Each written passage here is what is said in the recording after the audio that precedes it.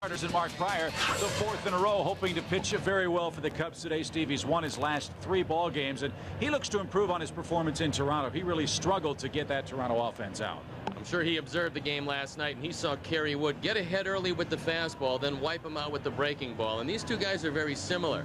They learn from one another, and Mark Pryor, being the younger of the two, probably took a look at Kerry Wood and how he handled some of these tough Cincinnati hitters and said, well, I throw similar, I'll go at him the same way. So look for more of the same today. And Steve, I'm sure would agree. Nothing wrong with Cincinnati, but we're ready to go home, and hopefully the Cubs can do it with a win today and cap off this very exciting 10-game road trip. Coming up, the Cubs, big arms and big bats, try to take 3 out of 4 against the Reds in their beautiful new park, the Great American Ballpark. And starting lineups come your way in a moment.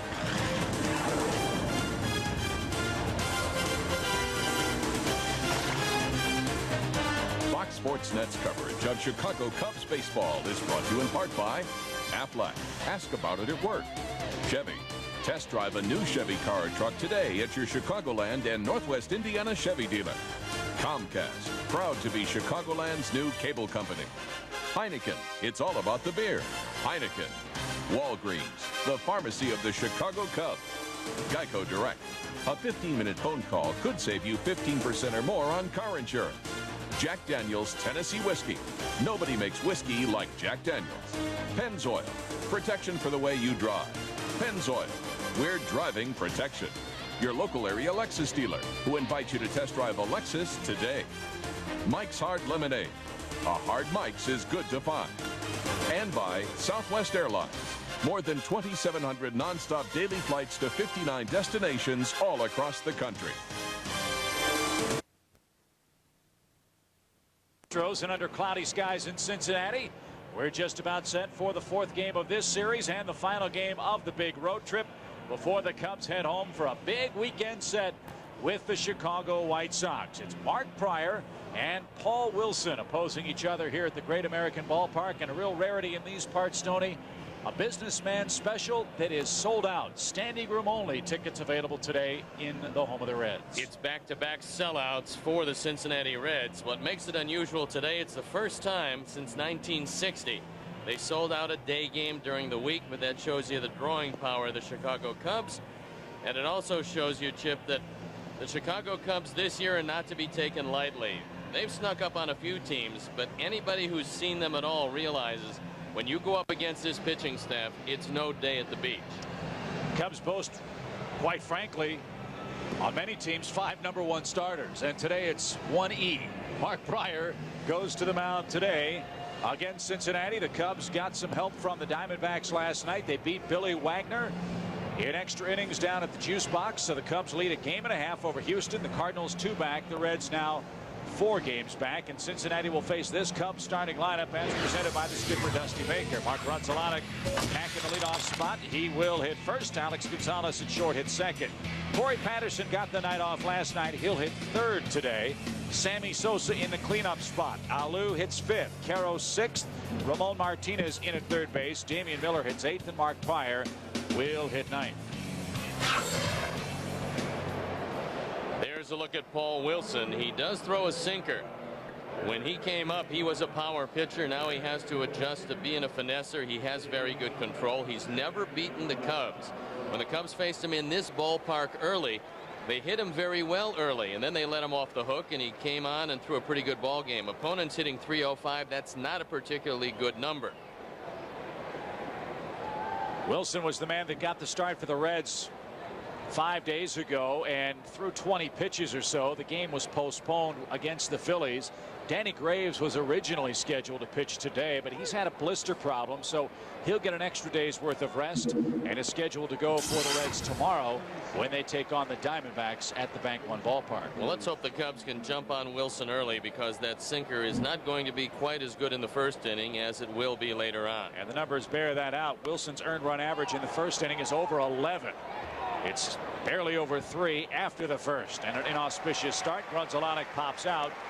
1 up, 1 down here in the top of the first. You may remember Paul Wilson. He was a #1 pick of the New York Mets.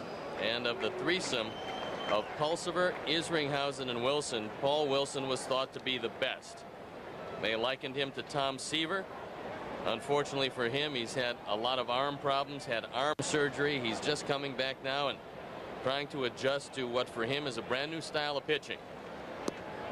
And a very tough place to try to get by on the corners, because if you miss, the ball ends up in Kentucky. Here's Alex Gonzalez hitting .255 on the year. And he drives that ball into the upper deck here at the Great American Ballpark. This is our second time here, and I can't say enough good things about this place. I think it's a wonderful baseball facility. It's beautiful, it's lively, and it's made for an offensive team. And the Reds certainly are that. And the Cubs showed that last night they get to 4 runs, the ball game's over. The Cubs are now 31-9 when they score just 4 runs a game. They're in first place despite being in the middle of the pack offensively in the National League. But the great pitching, the great bullpen has carried the flag to this point. Alex goes fishing. A high fastball retires him. And a quick look at the rest of the Cincinnati defensive lineup today. See how they line up behind Paul Wilson. It's Dunn, Kearns, and Guillen left to right, with Boone, Larkin, Almedo, Casey, and LaRue behind the plate again today. Paul Wilson on the hill. Jason LaRue a little bit better defensively than Kelly Stinnett. Also in the lineup because he's hit Mark Pryor pretty well. Corey hitting .314. And he takes a strike over the inside corner. Our home plate umpire, Lance Barksdale, today. This crew's had a good series. Speaking of the arbiters, and Patterson lifts that ball into left. That should be an easy play for Dunn, and it is. Wilson has a scoreless first. That's not a particularly good sign. Here come the Reds against Mark Pryor.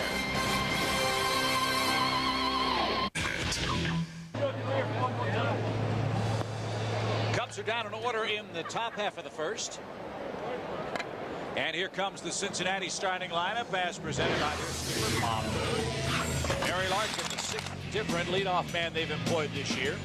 Then it's Guillen, who homered yesterday. Sean Casey at first. Good-looking Austin Kearns playing center field for a banged-up Ken Griffey Jr. Aaron Boone's at third. Dunn's in left. LaRue behind the plate. Ray Olmeda at second. And Paul Wilson will hit ninth. Mark Pryor on the hill for this his 15th start. Before last night, he had the Cubs' only complete game. Now he has one of the Cubs' 2 complete games. Opponents hitting just .232 as he looked for win number 9 with an ERA of .271. A very good chance for young Mark Pryor to be one of the Cub representatives at the All-Star game. And I say one because there will be more than that. As you know, Dusty Baker is going to be the man in the dugout, and the Cubs should have a couple of players there also. Figure Sammy Sosa will be in on voting. Corey Patterson might be the other man worthy of joining Pryor. Certainly Joe Borowski deserves some consideration for his value to the team, if not necessarily the number of saves he's accrued so far in the first 2.5 months of the season. Those decisions still a couple of weeks away from being determined as Pryor punches over a quick strike 2. Mark said something interesting after his game against Toronto. He said he may have given those hitters for the Blue Jays a little too much respect as he fired 5 2/3 innings of 0 earned run baseball at Skydome.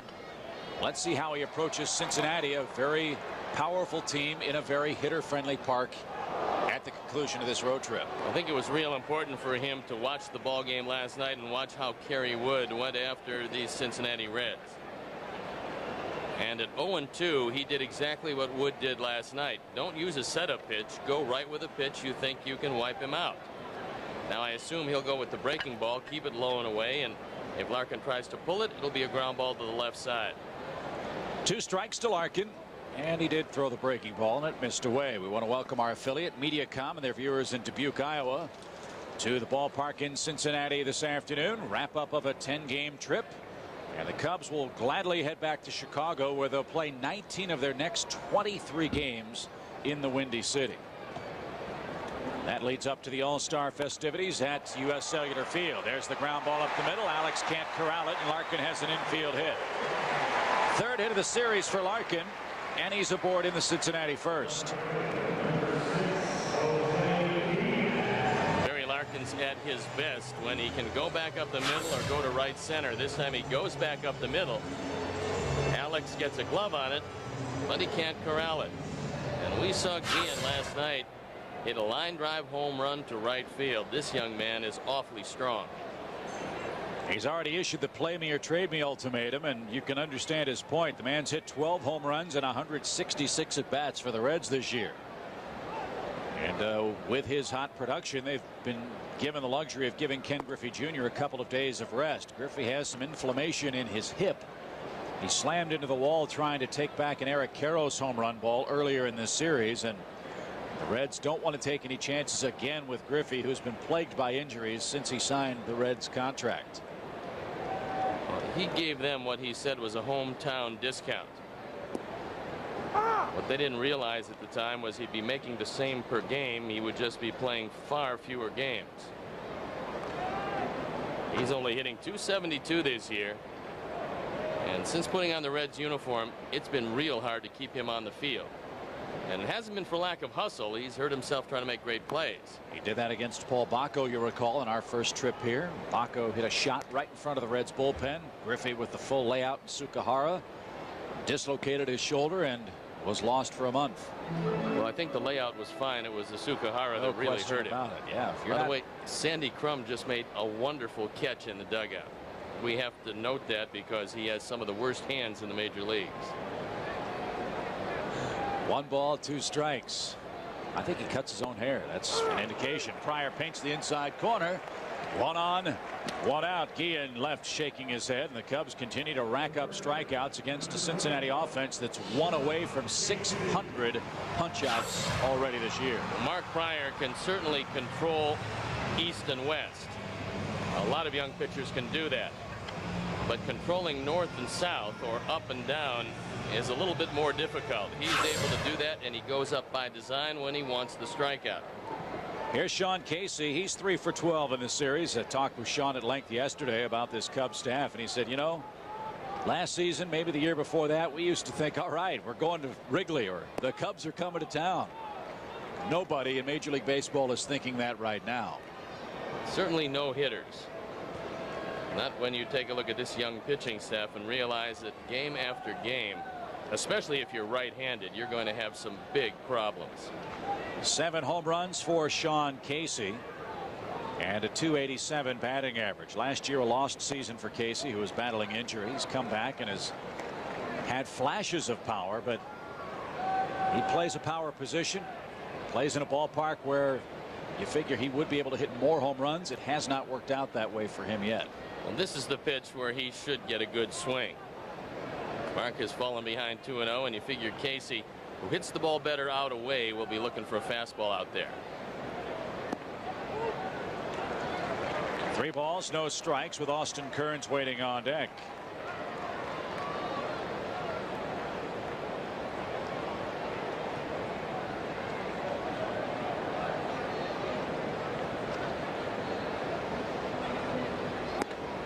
He's taking all the way. 3 balls and a strike. Pryor's only walked 25 men in almost 100 innings this year.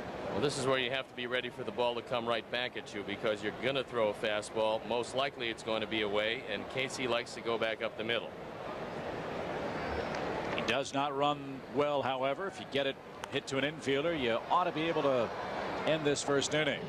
Count now full 3-2. Casey, part of this Red attack that strikes out a lot. Does Bob Boone gamble? He ran unconventionally in the Jimmy Anderson start.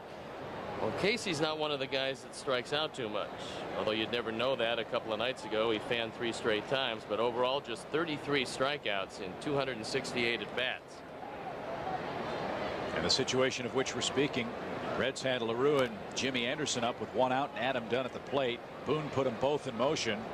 Dunn struck out, and LaRue was out at the plate. Runner is going, Larkin, and the pitch skied into left, and Casey is retired for out number 2. Back to first goes Larkin. Here's Kearns with a runner at first.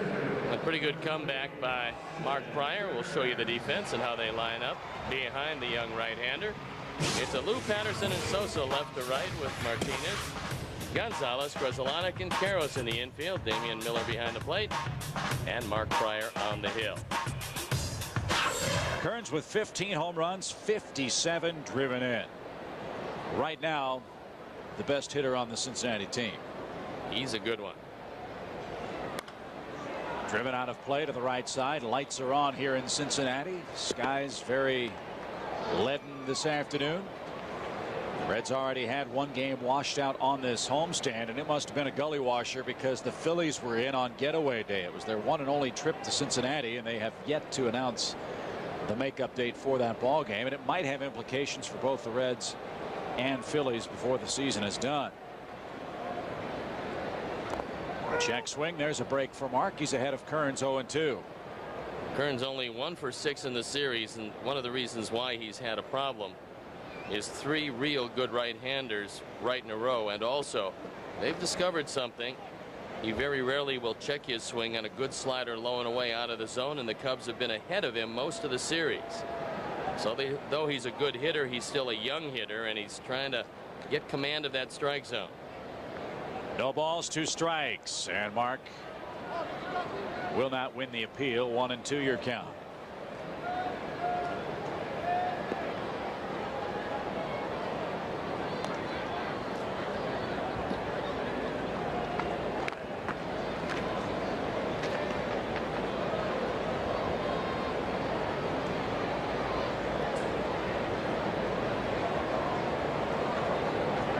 Larkin with an infield hit leads at first.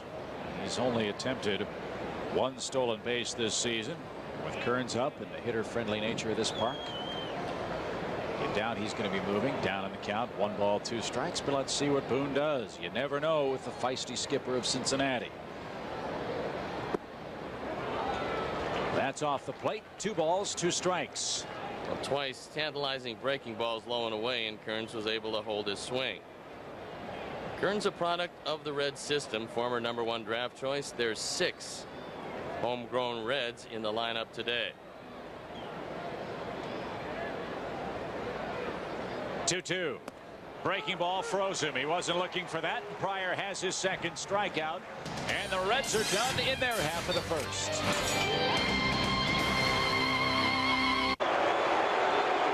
White Sox are in town this weekend, then the Milwaukee Brewers, and weekend tickets for the Cubs are going to be a little tougher to come by, so there are plenty of great seats for that Milwaukee series as well as the July series against the Florida Marlins. An exciting young team. Dontrell Willis, the former Cub farmhand, has turned into their big pitching star, so come on by the ballpark. Check out the Cubs on the upcoming opportunities in Chicago. Again, the Cubs will play 19 of their next 23 games in the city of Chicago, starting tomorrow against the White Sox. A mixture of boos greets Sammy Sosa as he strides to the plate here in the second. I invite you to shop at Cubs.com, Steve, the official site of wearing your heart on your sleeve, cap, pullover, and a whole lot more. This should be a good matchup for Sammy. Wilson not near overpowering. Sammy with 4 hits against him lifetime, and 3 of them have left the ballpark. One of the reasons why I think it's a good matchup, because if Sammy knows you can't throw it by him inside, then he can look away and drive the ball that way. He hit a ball here last night that left with a vapor trail behind him. That one screaming into the upper deck.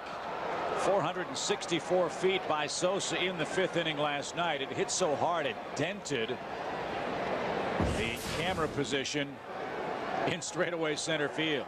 Talking with the Hall of Famer Marty Brenneman, he said that he hasn't seen anything hit that far in this ballpark. Sammy almost left the ballpark in straightaway center. Sharply hit into the shift. Larkin picks it cleanly and makes the play to first. 4 up, 4 down for Wilson.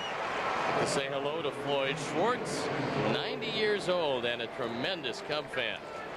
He watches all the games and he's looking on today. Here's Moises Alou. He is hitting .302 on the season. He's 4 for 11 in the series with a home run.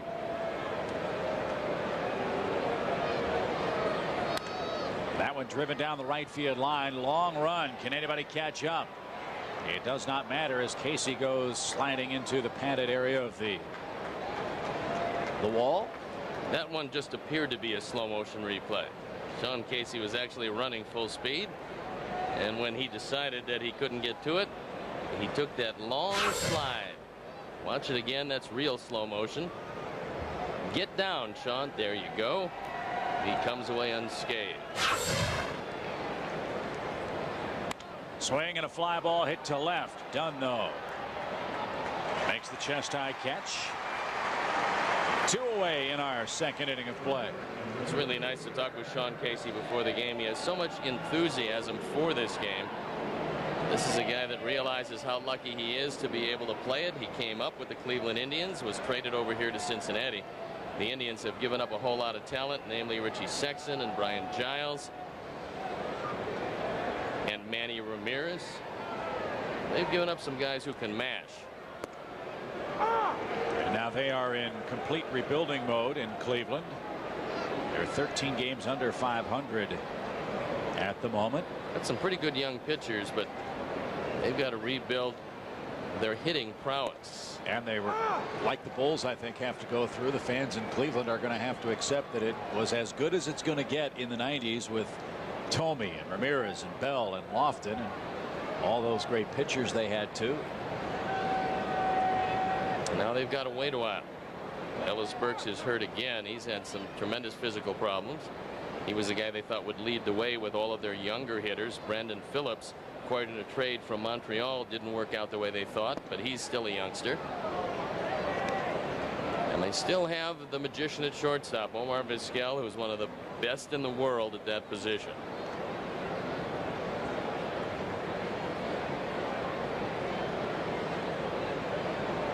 One ball, 2 strikes to Cub first baseman Eric Karros.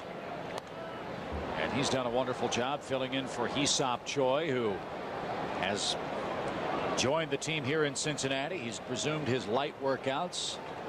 And the Cubs think he might be ready to go out on a rehab assignment as early as Saturday. The Cubs could certainly use him back. Karros is down swinging. Wilson 2 perfect innings. And we remain scoreless at the Great American Ballpark.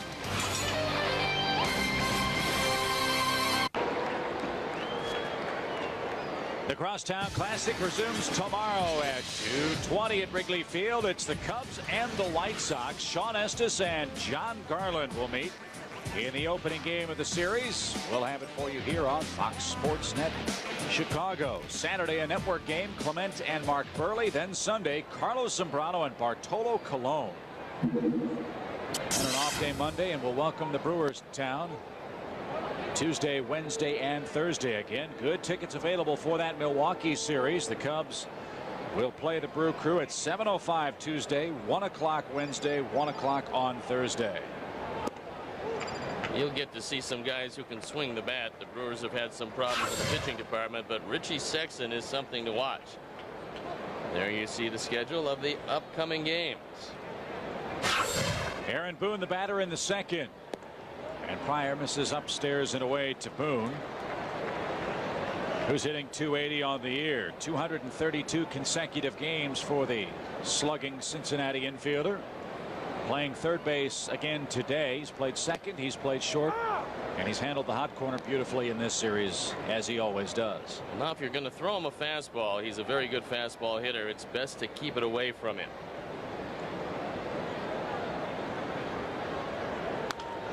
That's what he did, and Boone fouls it away. Full count, 3 balls, 2 strikes. Last night, and similar counts, Kerry Wood threw sliders, and Aaron Boone couldn't pick up the spin and swung at some pitches a foot out of the zone.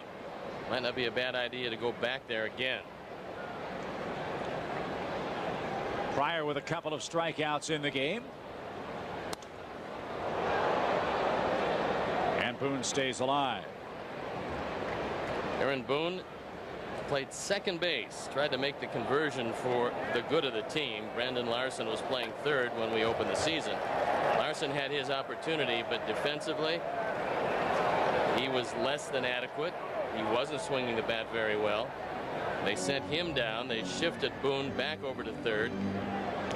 The last time that Wilson went out to pitch, Boone actually started at shortstop, but that game was rained out, so he gives you a little flexibility. And talking with the infield coach Tim Foley, who was also the third base coach, he said that Boone can play second and play short, but his position is third base. That's where he's most comfortable. Again, the 3-2 pitch from Mark Pryor, And Boone hits a line drive over second. Over quickly to cut it off is Sosa. Boone, a nice piece of hitting, has the second Cincinnati leadoff hit in this game. He's a real good high fastball hitter. When you fall behind or when he can guess high fastball, it's tough to get the ball by him. But you keep it in the ballpark by keeping it away. And you see Pryor got under that one and got that fastball up, and Boone hit it hard. That'll bring up the all or nothing man, Adam Dunn. 22 home runs this year, but only 18 singles. And he has really had trouble with the invisible baseball. He's 1 for 9 in this series and has struck out 6 times. You have a couple of different spots where he's not going to catch up. That slider low and in mystifies him, and he's had some trouble with plate coverage away. Big hole on the right side if he can pull something, and Mark wisely keeps it away from him. 1 ball, 1 strike. Dusty Baker even commented on the last fly ball he hit in the 9th inning. It seemed to be 300 feet high. Finally coming down and staying in the park. He laid off that pitch. Unlike Kerry last night, Mark today is behind an awful lot. Well, last time against Toronto, he was in the mid-80s in the 4th inning. He wants to avoid that today, although today there is a rested pen. Perfect pitch. That's the one that Dunn has said has given him the most trouble. Pitchers are going out there, and pitches he thinks are on the black are getting called for strikes.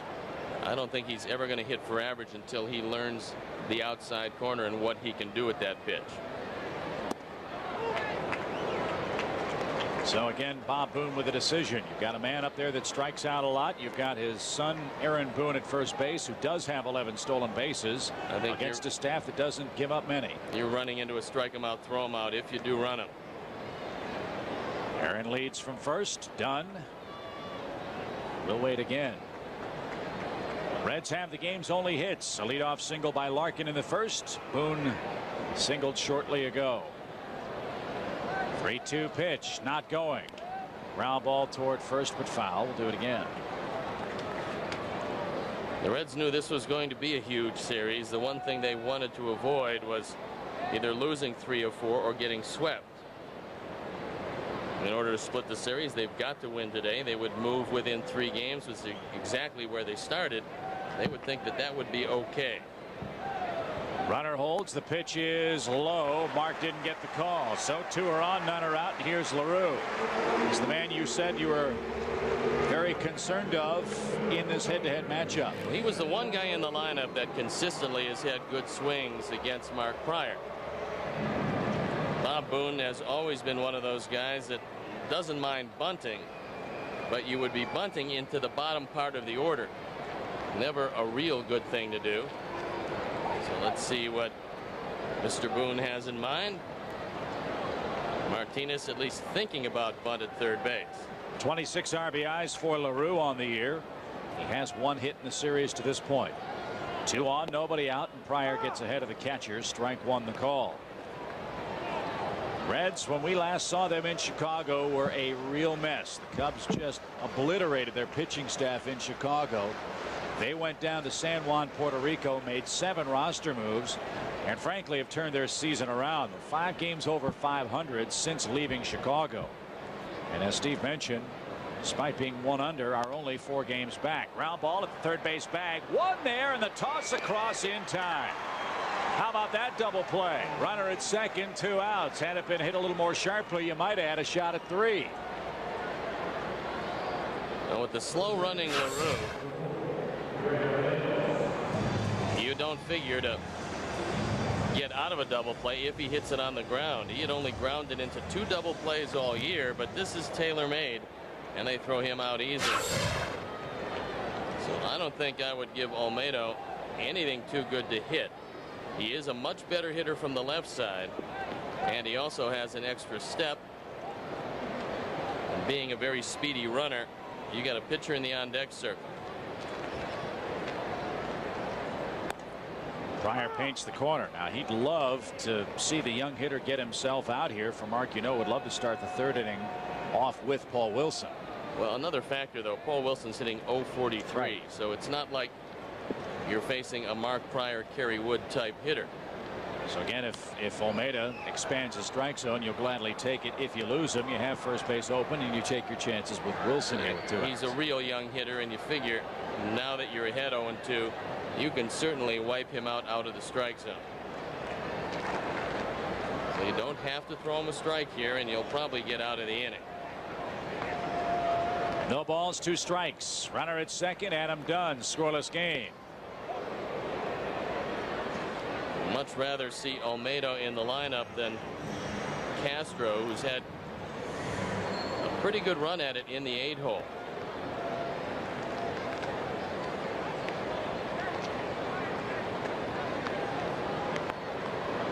Olmeda making the jump from Double-A baseball, and he hits a line drive to right. Long run, Sammy. Can he get there? He can. The ball hangs up, and Pryor escapes the second. No runs, 1 hit, 1 left. No score.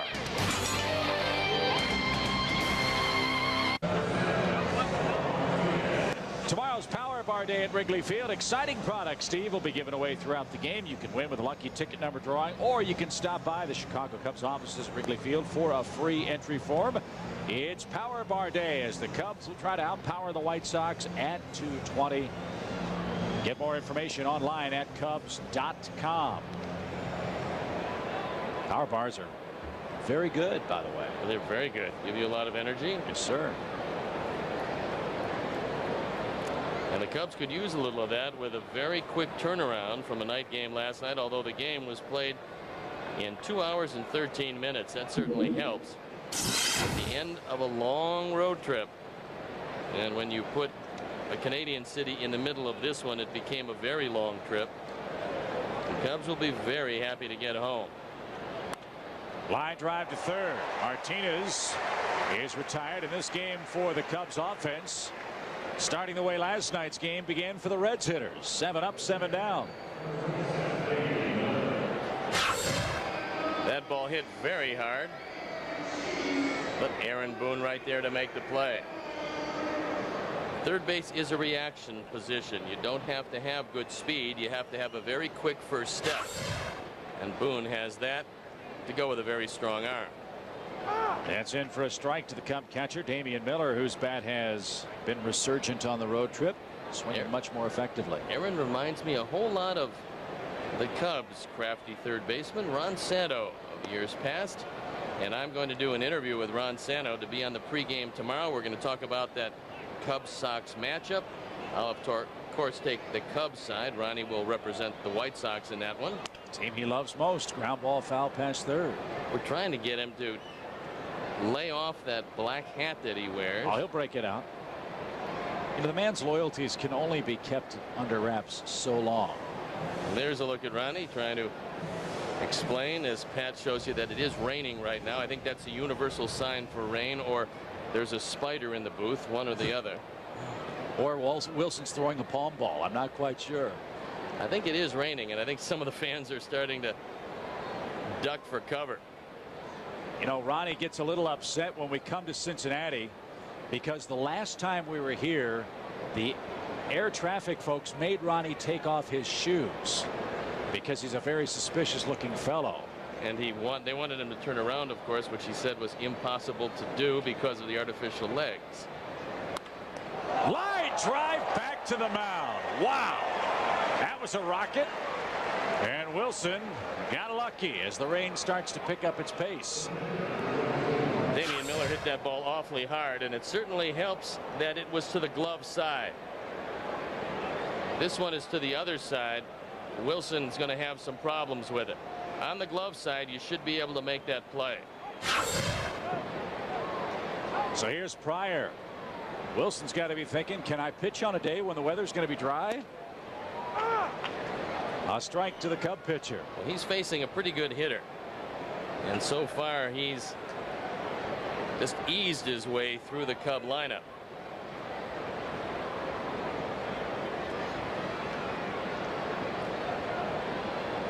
This is normally when a pitcher breaks it up, but with a rainy day and all.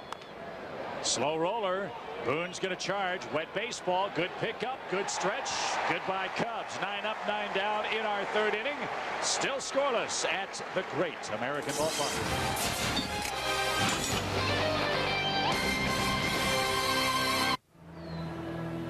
we were talking about that's what's going to be so good about this group, that everyone's going to push the other person, the one guy behind him, the guy before him. And we were talking last night, like, somebody goes out and spins a 4-hit shutout, and the next day you go out there, okay, I can do that, or I can match that, and it's a competitiveness, a good competitiveness against a group of guys that are working for the same goal. Pretty good idea, and also it helps to observe how Kerry Wood faces the opposition, especially when you're facing the same club, because Wood and Pryor are very similar. They both throw very hard. They both have exceptionally good breaking pitches. You can't pick up the spin on either guy. And so if you take a look at how hitters go after Kerry Wood, Mark Pryor knows that he has a leg up on the opposition. Chip, we had the same situation in Baltimore, where Dennis Martinez was young at that point. Jim Palmer had won 3 Cy Youngs. We had the left-handers Flanagan and McGregor. Flanagan won the Cy in 1979, and McGregor won 20 games. And every time you'd go to the mound, the guy before you normally pitched a great game. You certainly wanted to do as well and try to outdo him if you could. It's really a great situation to be in, and I think the Cubs have a similar situation up and down their rotation. So Pryor to work here in the 3rd inning. Paul Wilson greets him first. Wilson has 1 hit and 23 at bats this season. Pryor will try to retire him. It's going to be a misty, soggy afternoon. We're hoping to get this one in its entirety today. Cubs do come back here in September, but they already have a couple of doubleheaders on the slate. One with the Cardinals in Chicago, one with the Pirates in Pittsburgh at the beginning of our last road trip in September. But there's another factor. You don't want to lose Mark Pryor to a rain delay. When you've got your arguably 1 or 1A pitcher going, that's the matchup you're supposed to win. And if it does come down any harder than this, and they do have to hold it up for any length of time, then with the age of Mark Pryor, you'd probably go to somebody else. The good news, though, for the Cubs is the bullpen is well rested, as Pryor has his 3rd strikeout of this ball game, and you can just tell how much rain they've had in the greater Cincinnati area just by looking from our broadcast vantage point down the right field line. The Ohio River is really moving quickly, and the steamers and tugboats are having trouble going against the water upstream. Well, it's been a very soggy spring. I think Pryor wants the grounds crew to come out and do a little work on the mound here. Well, that's your prerogative. You can have that. If you think that the footing isn't what you'd like it to be, you can come out and have them put a little of that diamond dry on it. All it does is make sure that you don't slip. It's a real good thing to do, because especially with the front foot, you're not going to slip because you have the pitching rubber to deal with, and you usually dig yourself out a little hole there, but it's your landing foot. If that slips at all, number one, you can risk some injury by extending that arm in an unnatural fashion, but number 2, you just lose that pinpoint control, something normally Mark Pryor has a whole lot of.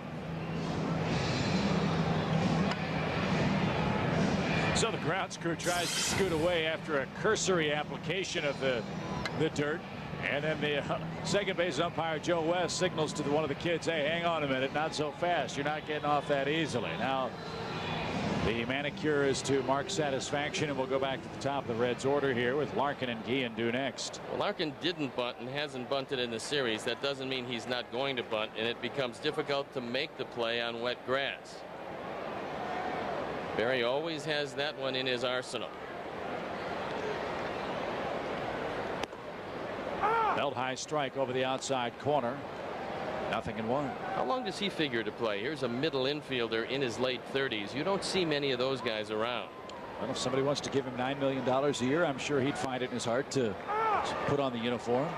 I think he's probably seen the last of those long-term, really high contracts. Well, you'll remember a couple of years ago, that was the big controversy here in Cincinnati. How could they let a lifelong Red walk out the door or consider trading him to, say, the New York Mets at the time?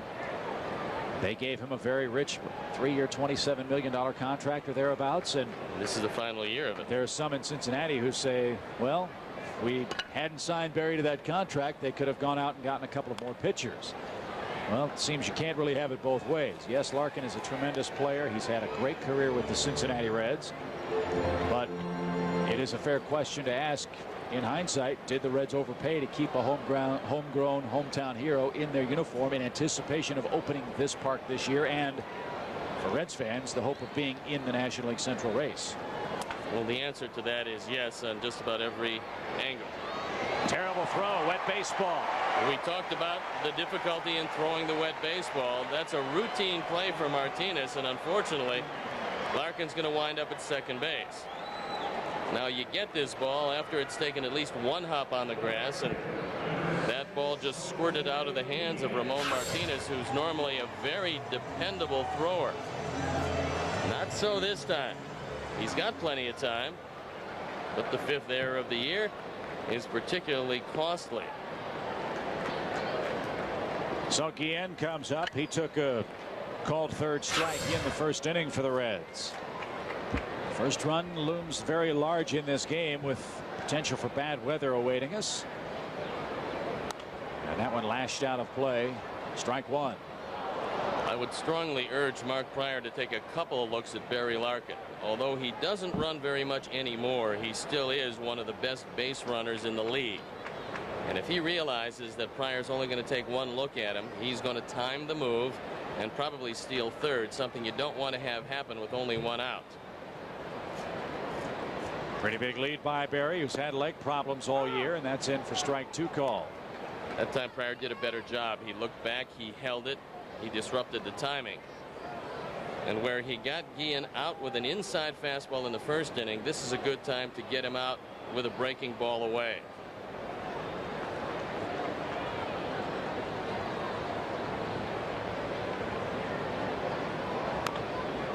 You saw where Miller set up. That ball just spun. That was the breaking ball that hung. Fortunately, it hung too far inside, and Guillen got over the top of it. As a pitcher, how soon do you know you're in trouble when you hang a pitch? Almost, do you literally feel it come off the fingertips? It slips out of your hand. That's exactly what happened. And fortunately, you hope that you hang it well out of the zone so Kai can't get a piece of it. Driven into right field. That ball's going to bounce on a hop to Sosa. Larkin puts on the brakes as Sammy came up charging. Good throw. Good play by Sosa. Again, the wet baseball. That time Sammy had no trouble. First and third, though, with one out. Credit Tim Foley when he realized it was going to be a one-hopper, and he knew where Sammy was playing and realized he really didn't have to go too far to his left. He held Griffey. He knows he's got Casey and Kearns coming up. It turned out to be a pretty good throw. Now, normally, if Guillen had thought about it, he'd look at that throw, realize there was no cutoff man, and by the angle of the throw, he might have taken off and gone to second. Well, this is a spot where if Mark has a ground ball in the quiver, he'd love to fire it at Casey here. Sean doesn't run well. You get him to hit it at somebody, you get out of the inning potentially with the second double play in as many turns at bat. One of his weaknesses is a slider inside, but with a big hole on the right side, that's a ball he can pull through that hole. And as we saw in game 2 of the series, you throw him down and away, he can lash it into the left center field alley here. So when Casey's right, he's a very dangerous hitter. He fly to left his first time up. Larkin at third, Guillen at first. One number about Casey you like is from the 7th inning or later, he's hitting over 320. Shows you a pretty good clutch hitter. As you said, this guy, one of the real delights for us media types to work with, talk to, and watch play.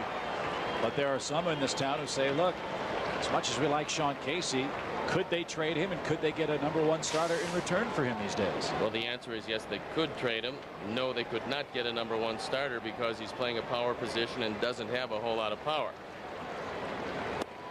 Missed the inside corner. 2 balls and a strike to Casey. He's also at the salary level where you figure without a whole lot of speed, they want one of 2 types of players, either a guy who's going to combine a 300 average with base stealing prowess, or in the power position they want a guy to be a big run producer who hits the ball out of the park.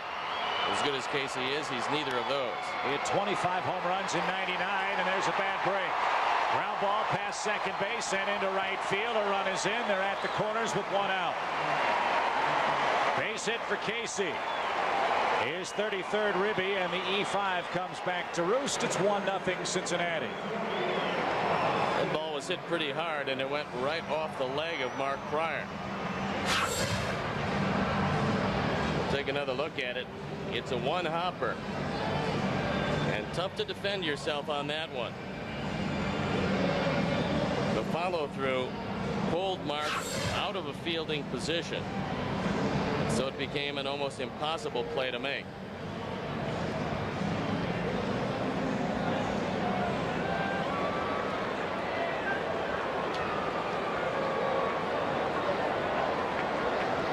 This inning isn't shaping up very well because now you have a couple of real tough guys with runners at the corners and only one out. Kearns, the first of them. He took strike 3 his first time up, and that one ricochets off Damian Miller. 0-1 your count. You've said many times, Stoney, that a pitcher becomes the 5th infielder upon releasing the baseball. And watch where Mark Pryor is when he releases this ball. He makes his follow through, but he's sideways with very little of any chance to make that play. Most of the good fielding pitchers square off and they're ready to field. That time Mark wasn't. And on the ricochet, Larkin scored. Guillen moseyed around to third, and Casey has the game's first run batted in. 1-0 Reds. We're in the third.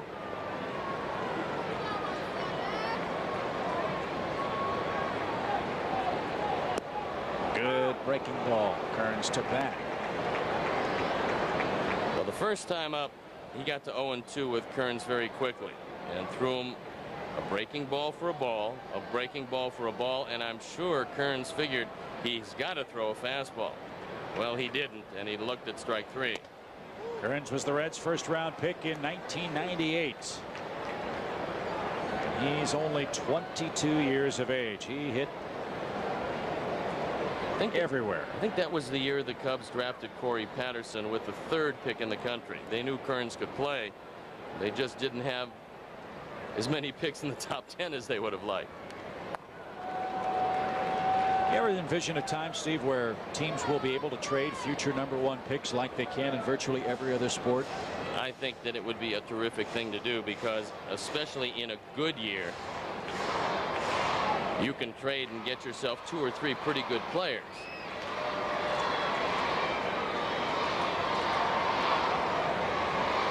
Two balls, 2 strikes.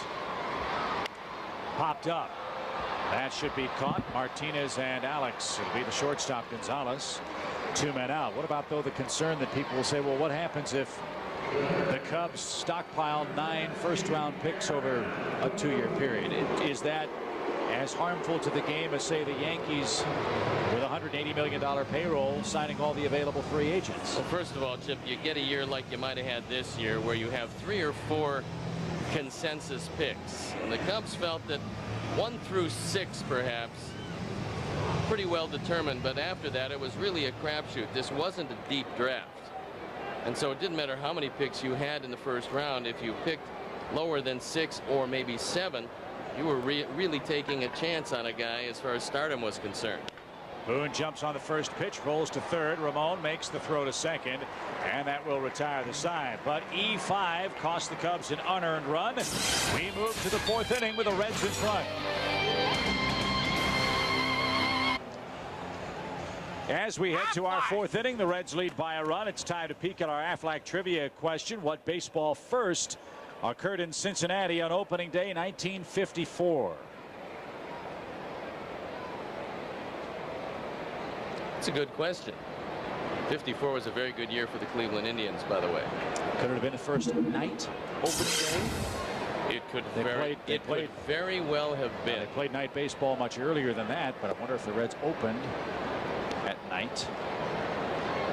1954. Marty Brenneman was around then. Maybe we can ask him. You are the Inspector Clouseau of baseball trivia. You and the Duck.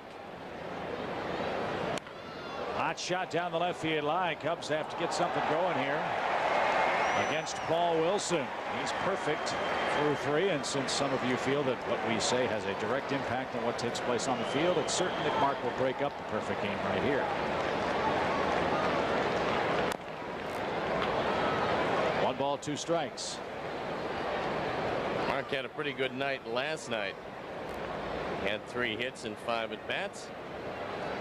And one of the ways he was able to do it was following that breaking ball and staying away from swinging at the pitch low and away out of the zone. That's been plaguing him on the road trip. Cue ball shot toward Casey at first, and he will win the race to the bag. See, he could not break up the perfect game. At least not yet. 1 out in the 4th. 10 up, 10 down. Remember, Kerry Wood last night set down the first 17 men he faced. Well, if the perfect game continues through Gonzalez, Corey will break it up. So there's a caveat to that prediction. Is it a caveat emptor or just a caveat? Maybe the emptor, a little of that. Okay. Alex struck out his first time. Ball 1 from Wilson here in the top of the 4th inning. This is a real bad defensive team for Cincinnati, but the Cubs haven't put a whole lot of pressure on them to date. They are last in the league defensively, last in the league in pitching, 3rd from the bottom in hitting, and through all of that they find themselves still in the thick of the race. Just 4 games in back of the Cubs. This would be a very scary team to face with a real solid arm at the top of the rotation in Cincinnati. Well, unless Carl Lindner decides that he's going to let go of some of those well accumulated bucks, Jim Bowden, the GM, is not going to be able to go out and purchase anybody. And as far as trading is concerned, they traded for Felipe Lopez. He hasn't worked out, so they've had to mix and match in the infield. Lopez went down to the minor leagues. They're having to do things, Chip, like a released Jimmy Anderson was sent to their minor leagues after clearing waivers. He came back to pitch against the Cubs at the top of this series. Fly ball center field, pretty well hit, but Kearns in the heavy air has an easy play. 2 outs. Jimmy Anderson was in a coma. They'd wake him up and pitch him against the Cubs. Bring him back, but it didn't work out the other day. His back-to-back home runs for just the 2nd time this year defeated him. So this is where the perfect game ends. I can't decide if I would give Corey the bunt sign, which he probably wouldn't do anyway, or just let him swing away. He had the day off yesterday. That enabled him to recharge the batteries. Popped up and out of play. Dusty was noticing that Corey's bat was dragging through the strike zone. Sign of fatigue. When that happens, normally you hit a lot of balls to left and left center, and you get under most everything. So you hit some lazy pop-ups and soft flies. But there's the end of the perfect game, by the way. And the no-hitter. So Patterson is aboard. Let's see what Sammy can do now. Sammy grounded out to short. He hit a rocket. Let's see if the Reds employ that dramatic shift with Sosa. They had Almeida playing right behind the second base bag. And again, the reception for Sosa less than scintillating, and that's something he's going to have to get used to away from Wrigley Field.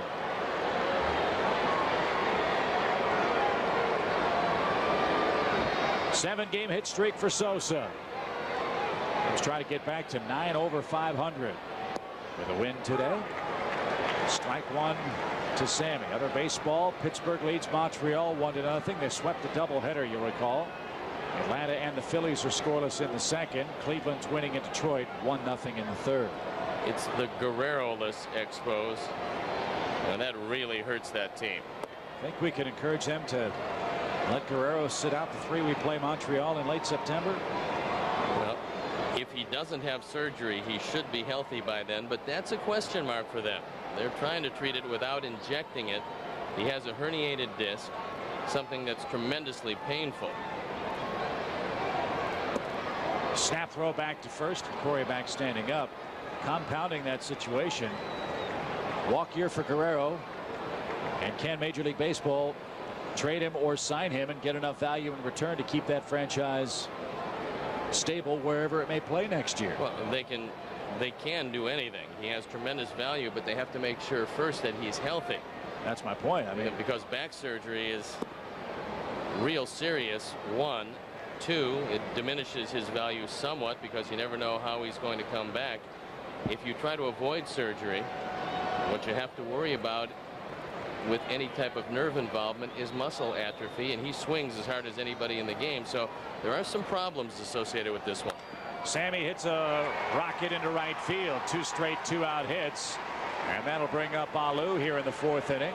Guerrero's problems compounded too by playing a lot of games on the artificial surface.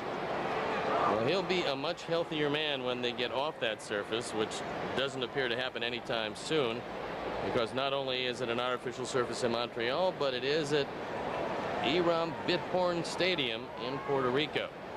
So they're on an extended road trip, which seemingly this entire season has been for them. And it looks like Montreal has started to hit the wall. They've lost 6 in a row, trailing today, and they find themselves trailing Atlanta by 8 full games. Moises looks for his first hit against Wilson in his career. He's 0 for 8, including a flyout today. The other real compelling race in baseball is in the American League, the Central Division. Many thought the Twins were going to walk away. Well, they still very well may, but they've lost 5 in a row.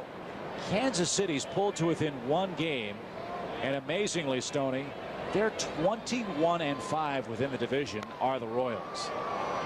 That's remarkable. Well, the Royals aren't going to be able to add anything as far as payroll is concerned. They have a tremendous offense on this team. They've had some injuries to a very young pitching staff. Don't discount the Chicago White Sox. They're just 5.5 games back.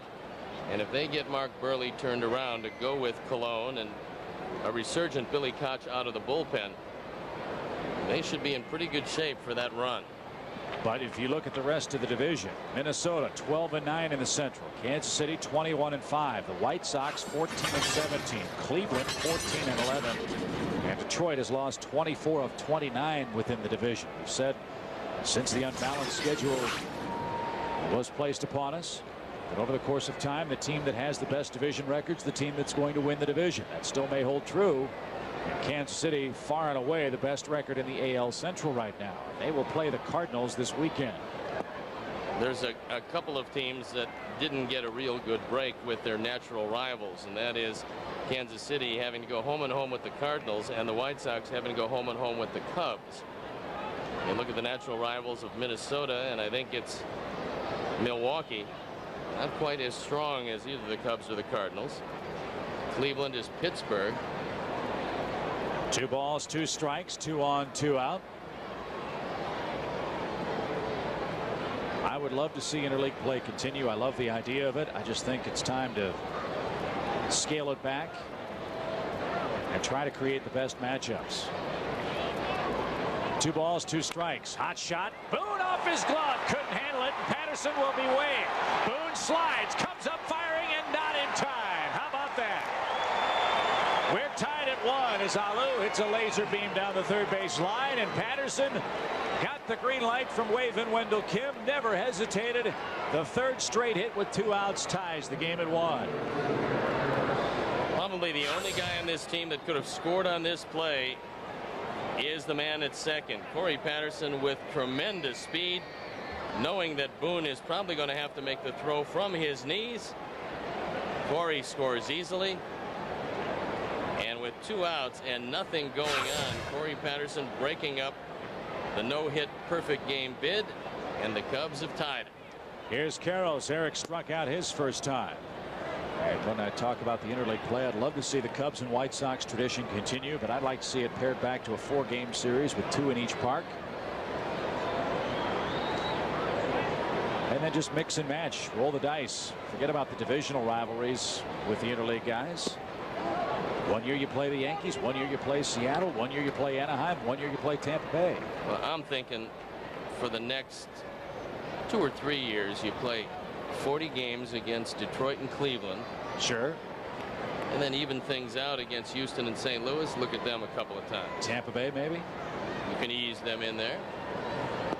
Downstairs ball 3. The great thing about the schedule is you will get universal agreement in one area. Nobody likes it ever, no matter how favorable or unfavorable it's going to be. Well, Moises Alou has really done a great job on this road trip, starting to pick it up as a run producer. Carroll sends a shot into center field. That's going to be caught by Kearns, you figure. Cubs get 3 hits with 2 outs. An infield hit from Alou. Plates Patterson, ties the game at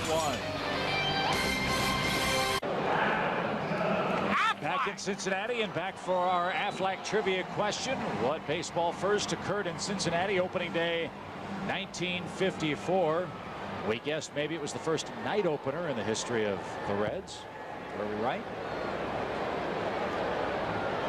We were wrong. Before that, of course, they had a big glove bin that they kept behind second base. And of course, the glove bin was the inspiration for the Led Zeppelin classic Whole Lotta Glove, which all you rock fans have heard a lot. Adam Dunn leads off the 4th inning for Cincinnati, and Pryor falls behind him.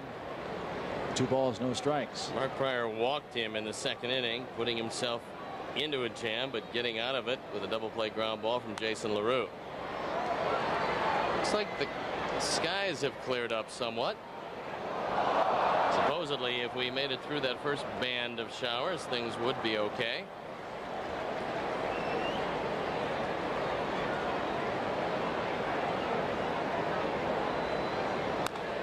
Two and 2 to Dunn, who had a marvelous first half of the season, made the All-Star team last year. Frankly, has had all kinds of problems since.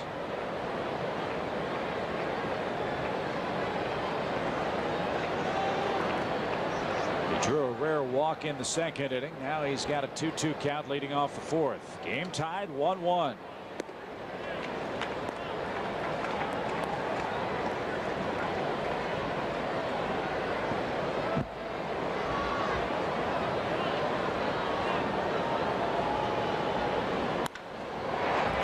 Through the whole right side.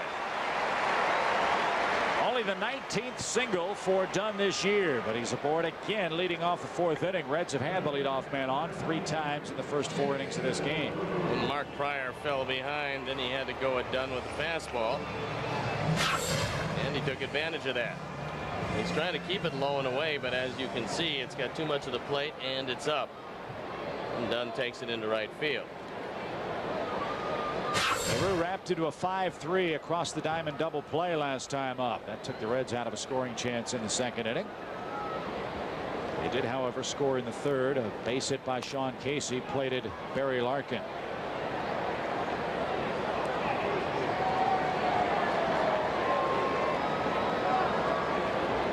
Reds were saying that they were very pleasantly surprised at the resurgent power of Jason LaRue, as well as the improved defense. 12 home runs, his career high. He has 10 already. Martinez can't get that ball. It's in the corner. Dunn runs pretty well. He's a former quarterback. Around 3rd, he will go and stop there. LaRue doubles. They're at 2nd and 3rd with nobody out. 14 doubles for the Cincinnati catcher.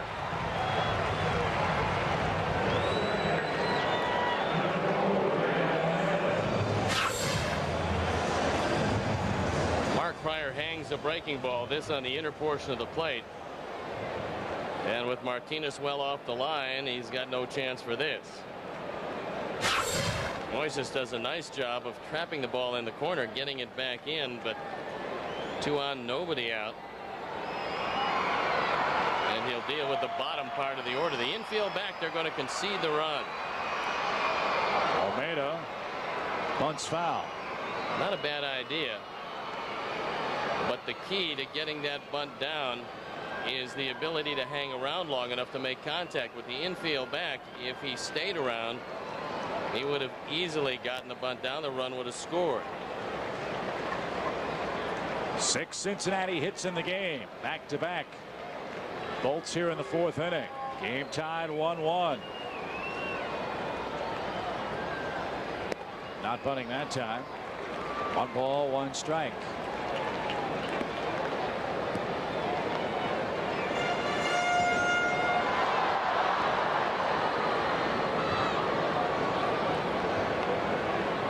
Even with the bag at first. Martinez back a couple of steps at 3rd.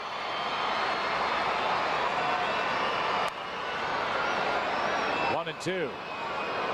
The guy has real good speed. I'm not sure the wisdom of playing back at third base for a left-hand hitter, because if it goes that way, it usually comes off the end of the bat and it's a squibber. And if you do have real good speed, you got a great shot at beating it out. Mark Prior looking for a strikeout. And then you have to deal with Wilson, who doesn't hit very well.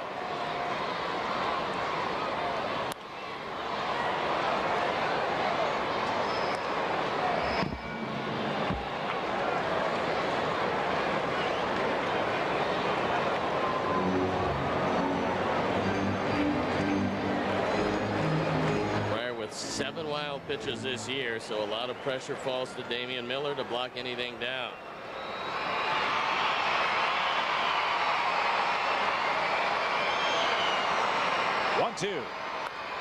Little ground ball. He made contact and did his job. He runs well, but could not run the baseball. LaRue to third. Dunn scores. Olmedo gets his first RBI. That's the first career RBI for Olmedo. All he did was lay the bat on the ball and then try to beat the play. Unfortunately, Alex wasn't quite as deep as you would expect. Now they've come in all 4 positions. Good piece of hitting by Olmedo, who took that breaking ball away. Alex has to hurry, and they just got it. Mark wanted that pitch, didn't get it. With the pitcher Paul Wilson up, he's got a 2-1 lead now, does the Cincinnati hurler.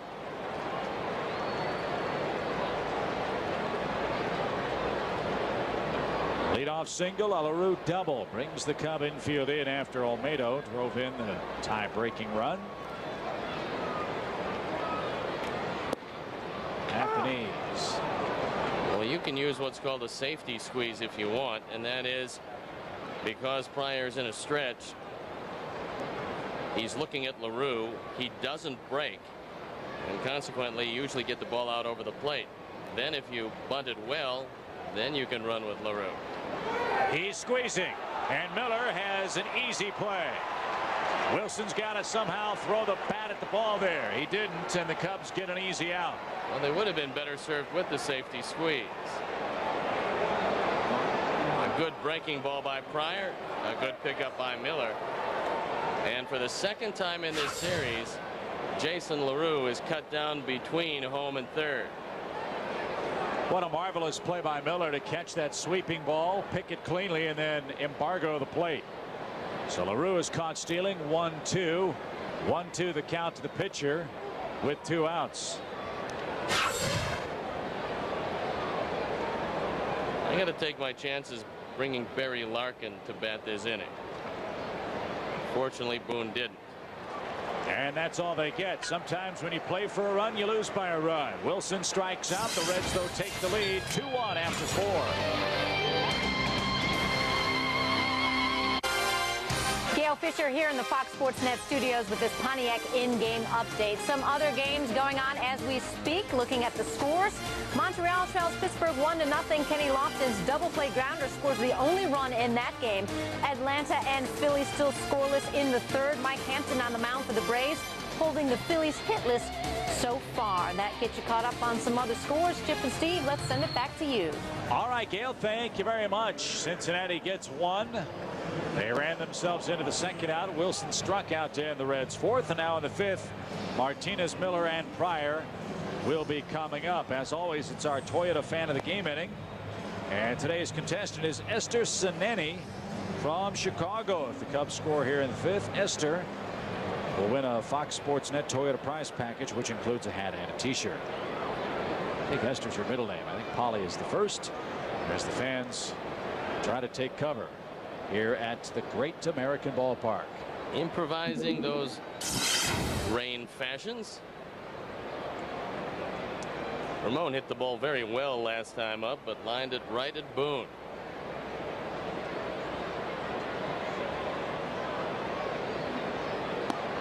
And Wilson continues to throw very effectively for Cincinnati today. He's won his last 2 decisions for the Reds.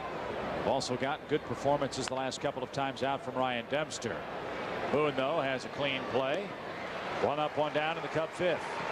Last year, Paul Wilson was at Tampa Bay, where he was for a couple of years. And Larry Rothschild, talking about him, said he's a great man to have on the club. He's going to pitch a lot of innings for you.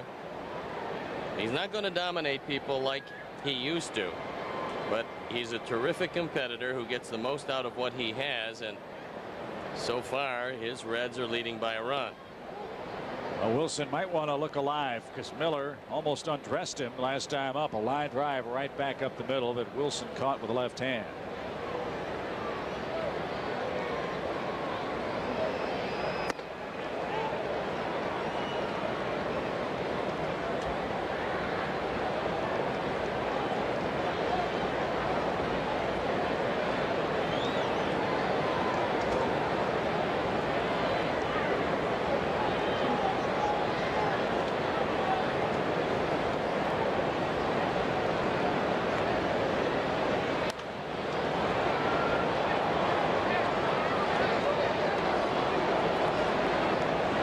Run, 3 hits, 1 costly Cub error today.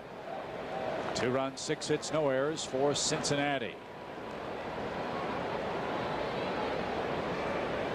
Cubs hope to take a 2-game lead with them back to Chicago, pending the outcome of the Diamondbacks and Astros, who play later on tonight at Minute Maid Park in downtown Houston.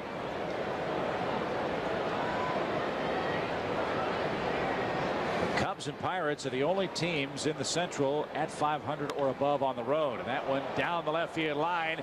Miller watches that baseball. Rocket foul by inches. That wasn't foul by much. Jeff Kellogg hugging the line, taking a long look at it. And unfortunately for Damian, that ball hooked and was fouled by about 1.5 yards.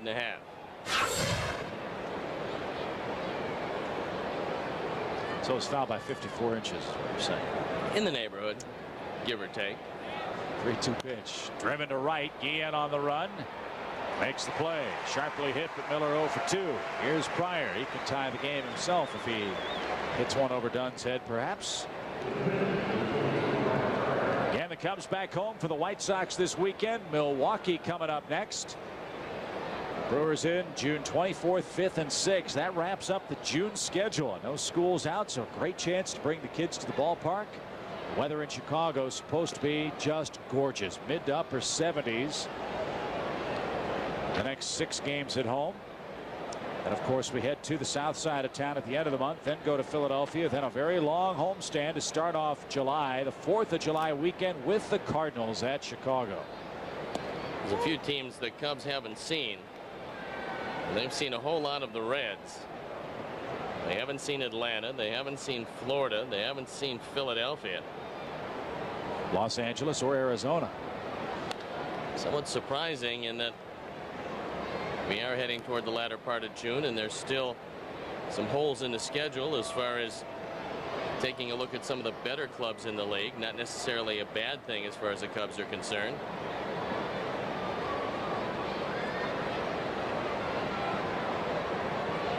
One ball, 2 strikes to Mark Pryor.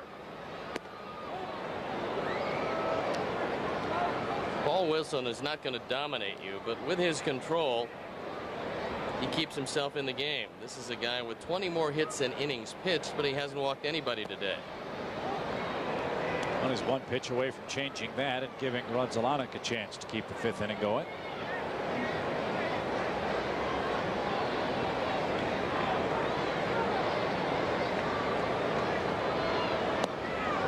He does issue a walk to Pryor. Good eye for Mark. And now Grudzielanek, the #1 hitter in the Cub lineup, will have a chance here in the 5th to turn the game around. And I don't think Mark is going to ask for the jacket. It's pretty humid here in Cincinnati, although the temperatures, I don't think, have reached 80 quite yet. All in all, it turned out to be weather-wise a pretty good series.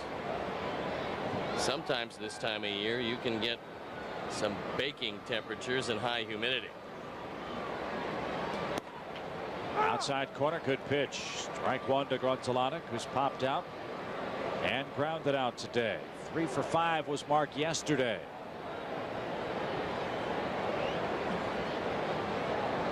They play him straight away pretty deep here.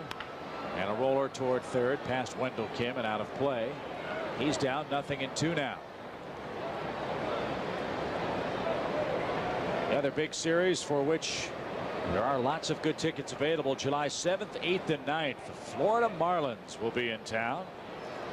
Mike Lowell, Luis Castillo, Dontrell Willis, the former Cub farmhand, and also a midweek series of games. Monday night, July 7th, Tuesday and Wednesday, 1:20 games. We'll also get to see Jack McKeon, who has recently taken over the ball club. They find themselves 14 games out of first place, with at least a couple of teams, the Los Angeles Dodgers and the Chicago Cubs, on the low watch. So weekend tickets are going to be a little tougher to come by than the weekday affairs, and some good series coming up. So come on out, jump on the come bandwagon. We'd love to see you at Wrigley Field. John McDonough tells us that ticket sales are going great. A lot of great promotions coming up, but the biggest promotion of all, very good baseball, very good pitching, and we've seen that on this trip. Awful lot to be excited about, with Sammy Sosa back as well for the Cub offense. And an added inducement tomorrow is brand new chairs in the booth day. We've been looking forward to that. Lodi's 14 years. Exactly. Rutzelanic swings and misses. Paul Wilson, throwing a very good ball game today, is protecting a one-run lead into the bottom of the fifth. Chicago Cubs baseball is brought to you in part by Toyota. Get the feeling. Corona Extra, miles away from the ordinary. And by your Chicagoland Ford stores. If you haven't looked at Ford lately, look again.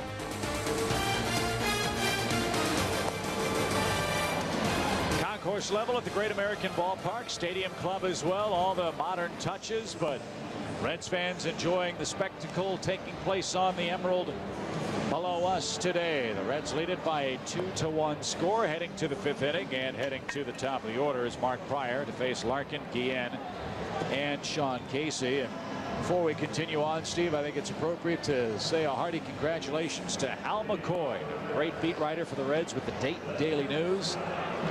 He will join a long list of great distinguished baseball writers in baseball's Hall of Fame this July 27th. And for those of us who get a chance to travel to Cincinnati and talk with the Reds folks, he's one of the nicest people you ever meet, and an honor richly, richly deserved. So, Hal, congratulations from all of us. He says he's working on that speech as we speak.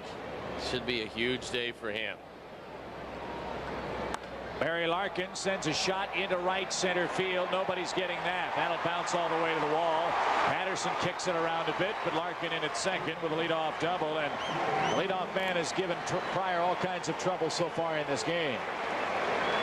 He was able to retire the leadoff man one time, that coming into third inning when he fanned Wilson. And then after the error, he gave up a run that was unearned. This time, the breaking ball that's plague marked today just hangs out over the plate. Normally, either the curve or slider breaks so quickly that right-handers don't have a real good shot at it. That's not the case today. Well, let's see if Guillen gives himself up and gets Larkin over to third base. He struck out and has singled today. He does. A beautiful bunt, and Pryor will apply the tag. Sacrifice one unassisted. That's what a number 2 hitter has to do, even one with the power Guillen possesses. Larkin to third, one away for Casey.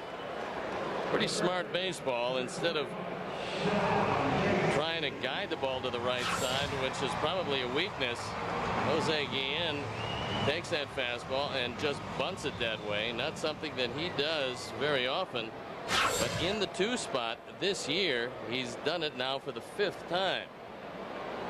So another RBI chance for Casey. The infield comes in. That's a testament to how well Wilson's pitching today. We're in the 5th. 2-1 Reds. Casey, normally a pretty good man for contact. That's what the Reds are hoping here. He had an infield hit that plated Larkin. Scored the first Cincinnati run this afternoon. He hit that one right off the leg of Mark Pryor.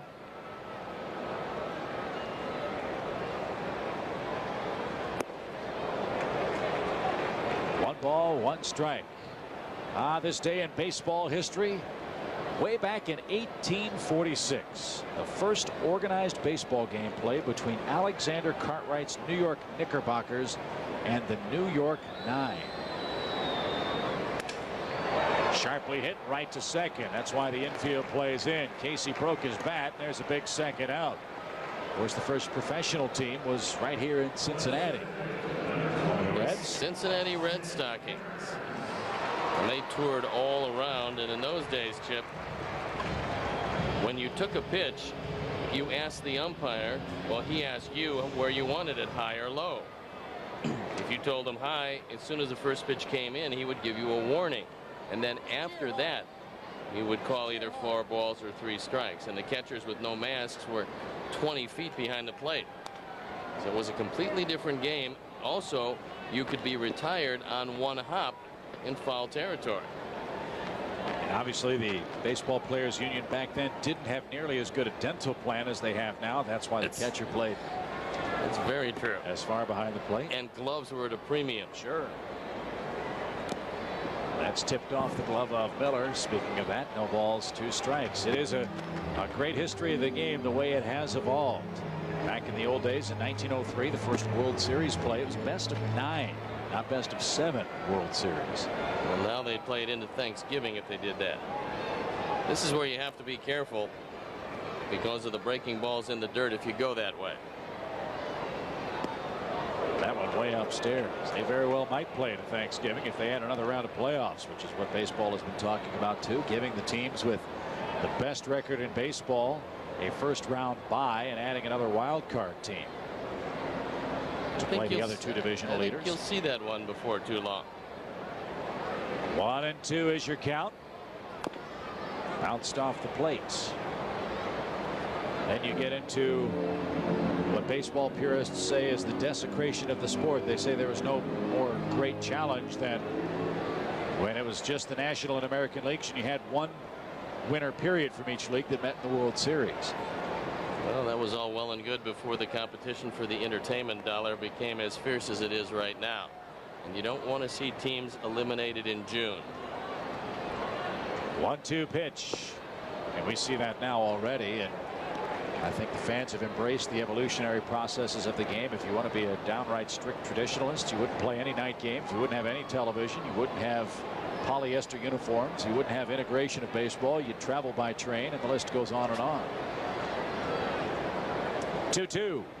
Swing and a line drive to left. Can Alou make the play? He can. And Pryor, a heck of a job of pitching, had a man at third with 1 out. Casey and Kearns couldn't drive home the 3rd run. Cubs baseball is brought to you in part by Comcast, proud to be Chicagoland's new cable company.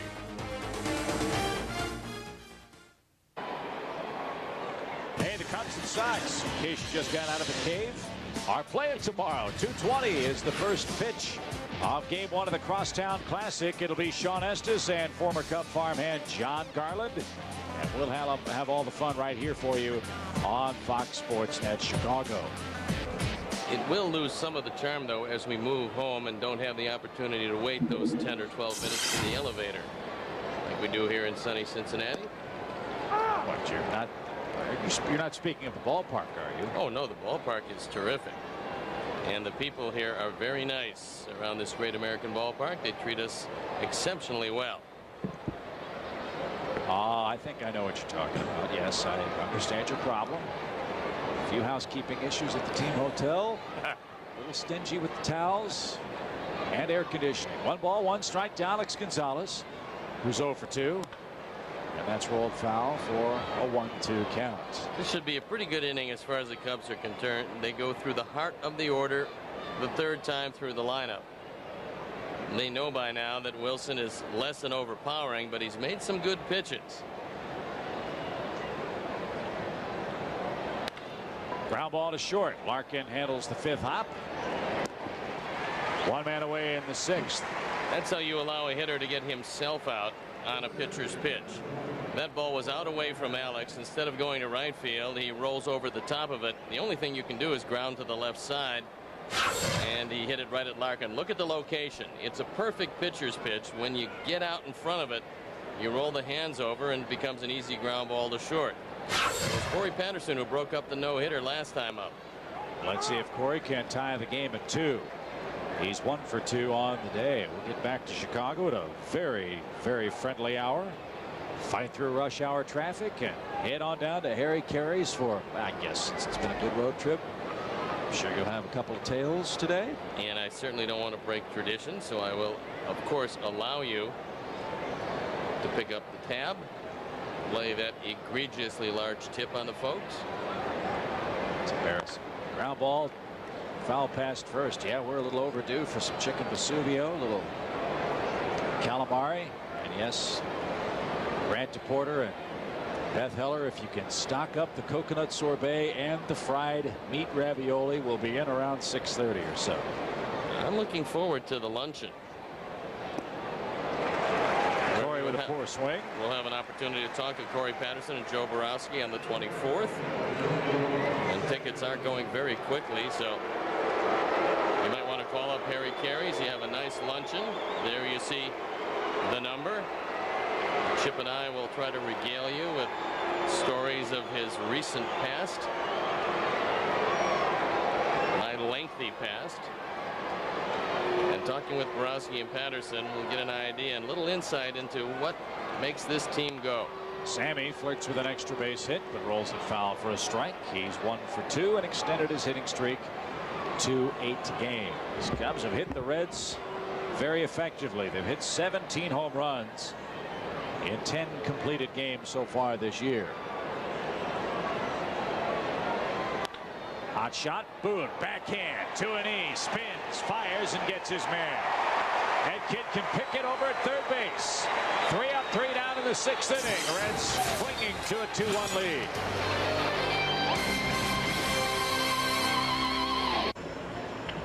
Beautiful Covington, Kentucky, across the river from the Great American Ballpark. And after our game, we'll have the always exciting Fifth Third Bank Cubs Post, all the highlights and analysis with Gail and Dave. It's the Fifth Third Bank Cubs Post right after this one on Fox Sports Net. And Steve, this is pretty easy to analyze. Paul Wilson's throwing a 1-run, 3-hit game of the Cub offense tonight. And with the defense like what Aaron Boone pulled off last inning, you could understand it. This isn't a good offensive or a good defensive team, and yet the Cubs are trying the wrong guy because Boone is a very good defensive third baseman.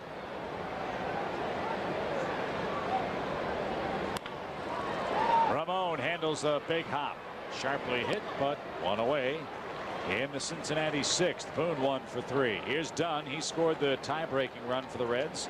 Led off the 4th with a single, moved to 3rd on a LaRue double, and Olmedo made contact and drove him in. We've been telling you for a while that this is a very offensive park, and yet when you look at this series, neither team has scored over 4 runs in any game. That's most unusual.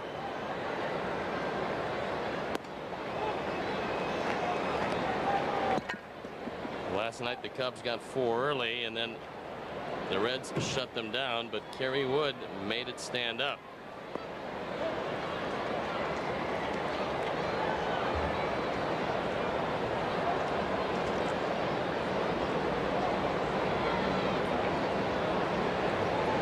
Two balls, no strikes to Dunn.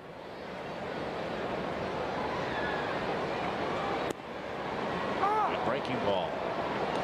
2-1. Tigers' woes continue. Cleveland's hammering them 6-0 in the 5th inning. Detroit is 17-51. They've won just 6 of 34 games at home.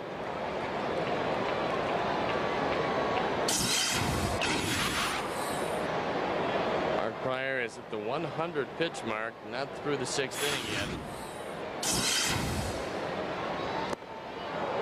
And the difference with Kerry last night was that he threw everything over the plate early in the count. All 3 at bats to Dunn, for instance. Mark Pryor has fallen behind. Now he'll have to make another 3-2 pitch.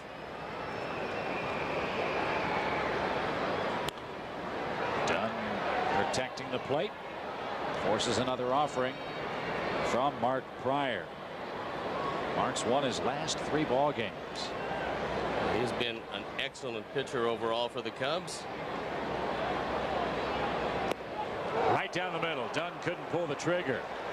And even today, Steve, on a day when you feel like Mark doesn't have his good stuff, he's given up just 2 runs in this ballpark to this team. 2 runs, only 1 of them earned, as he throws the breaking ball on 3-2, and Dunn just frozen. So if you can get a curve or slider over consistently in a fastball situation, you're going to surprise a lot of hitters. That one a little bit off the plate. 0-1. That's the 2nd time in the series the Cubs have thrown one behind a Cincinnati hitter. It happened the other night with Jose Guillen. And this one just slipped out of his hands. That was another breaking ball that kind of slid away. Fortunately for the Cubs and LaRue, it didn't hit him.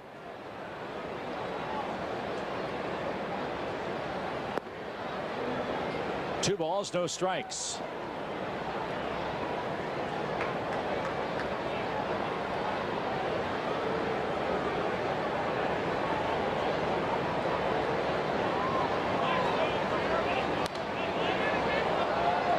Out of play. 2-1 to the Red catcher. We're in the 6th inning. Cincinnati with a 2-1 lead. Very low scoring series. We were raving about how this place is a home run hitter's haven. There have been a few popped in the series, but not too many runs overall. Cubs won game 1 of the series 4-3. They lost the 2nd game 2-1. They won last night 4-1. They're trailing here 2-1, and Pryor will take care of LaRue. He works a spotless 6th. Into the 7th we go, trailing by a single digit.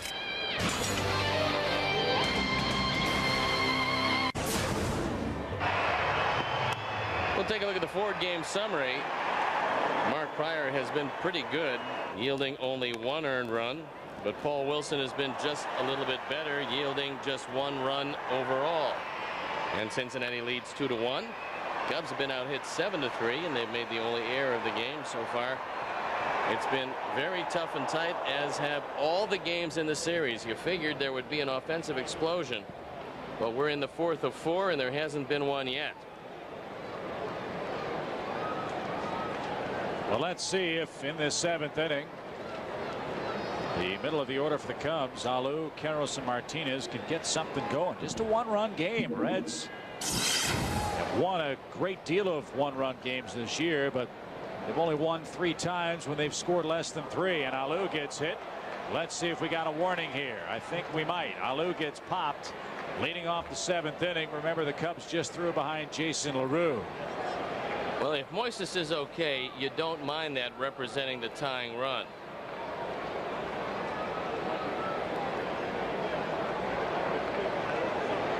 And hopefully he will be okay. Normally you'll throw one up and in if you want to make your point, but you don't want to make your point and lose sight of the fact that this is a huge game as far as the Cubs are concerned. That one hit off the inside of the right knee, and Moises appears to be all right. So apparently he pays the price for a couple of breaking balls that got away. No warning, however, issued, and a line drive hit to Dunn in left. Off the bat of Eric Karros, sharply hit, but nothing to show for it. 1 on, 1 out. Ramon Martinez has hit the ball hard twice, and you would think if Wilson was going to stay inside, this is the time when you have to look for perhaps a double down the line. Surprisingly, Boone is off the line by about 15 feet. Now LaRue looking over at the elder Boone to see how they want to pitch Ramon Martinez, who's been a pull hitter. Cincinnati's pen gets busy as southpaw is up. I'll tell you who it is in a moment. Kent Merker, who has thrown in this series. In fact, he pitched a 3rd of an inning last night.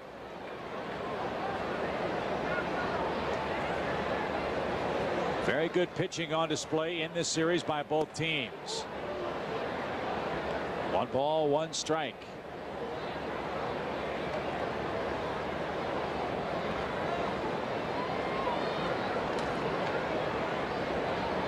Paul Wilson is not a guy you'd associate with complete games. He has yet to throw one this year.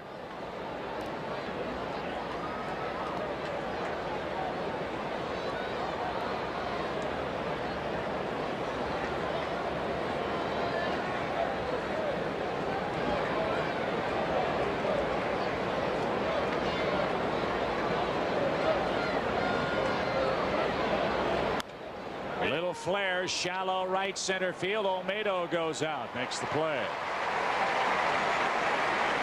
2 outs for the catcher, Damian Miller. The Cub bullpen up and going. It's Cal Farnsworth, and you would think that if Miller can keep it going, they would decide to go to the pen. 87 pitches for Wilson. He's been economical. He's been effective. He's only allowed the 1 run. All 3 hits coming with 2 outs in the 4th inning.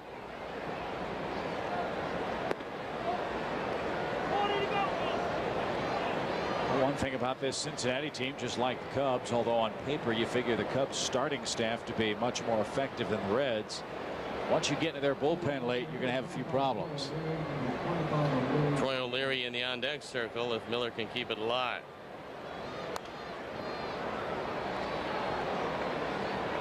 One thing you have to worry about, we always talk about secondary leads. You have to worry about your secondary lead with LaRue behind the plate because he loves to throw behind the base runner. And he's got a very quick release and a strong arm. You get too adventuresome at first, you run the risk of getting picked off. Short lead, ground ball to short.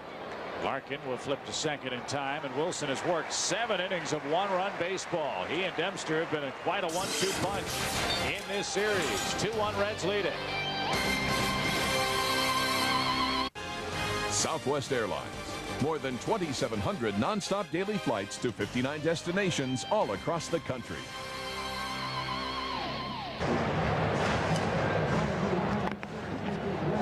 Cincinnati has the lead as we head to the bottom half of our 7th inning. Steve Stone, Chip Carey back at the Great American Ballpark.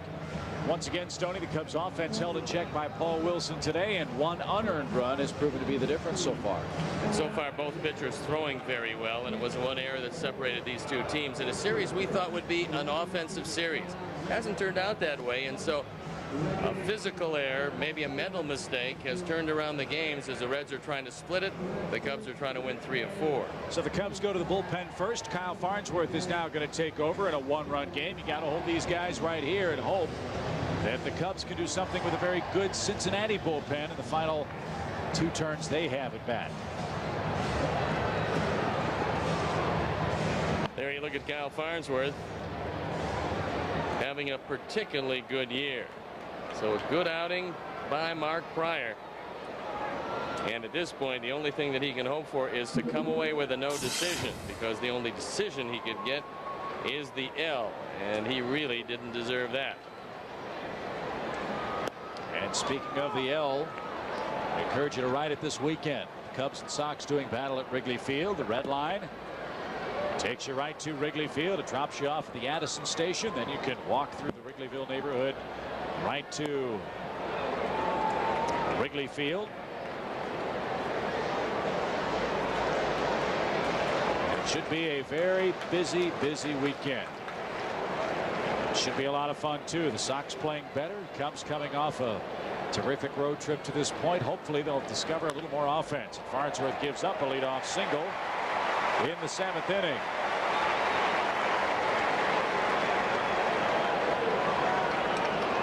Well, you have to figure that Wilson is going to bunt. And sometimes what aggressive managers will do is use a bunt and run. What happens is, if you have a speedy base runner, in this case Olmedo does have very good speed, you start him. You want your pitcher then to bunt it to third base, in this case Ramon Martinez, and then Olmedo doesn't stop. He tries to run all the way to third, where you try to surprise the defense and nobody's covering. So now Karros goes to talk with Farnsworth on just exactly which way he wants him to charge in case there is a bunt, and might be reminding him, if the bunt is to Ramon, you go cover third.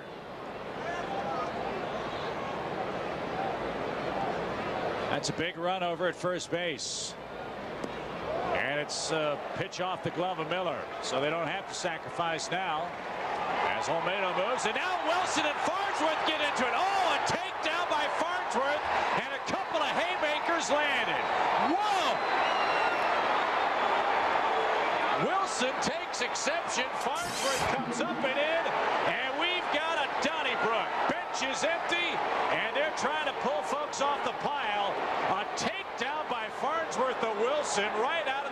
days of WWF wrestling.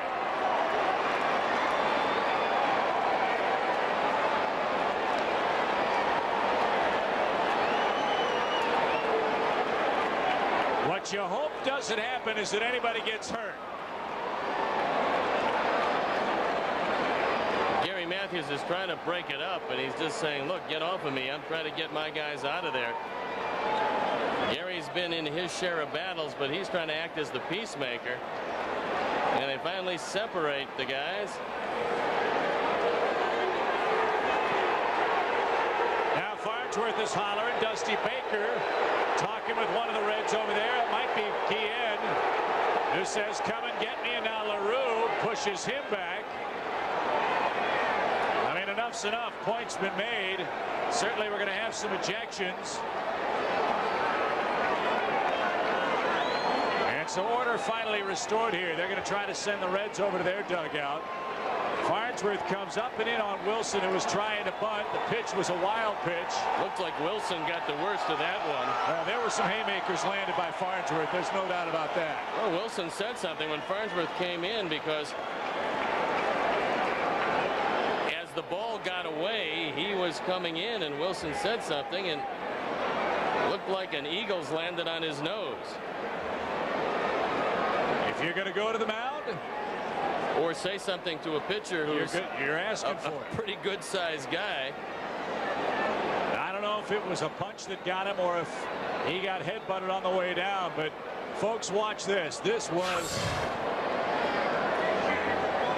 well, first of all, that ball wasn't inside all that much, and Farnsworth doesn't want to throw it to the screen.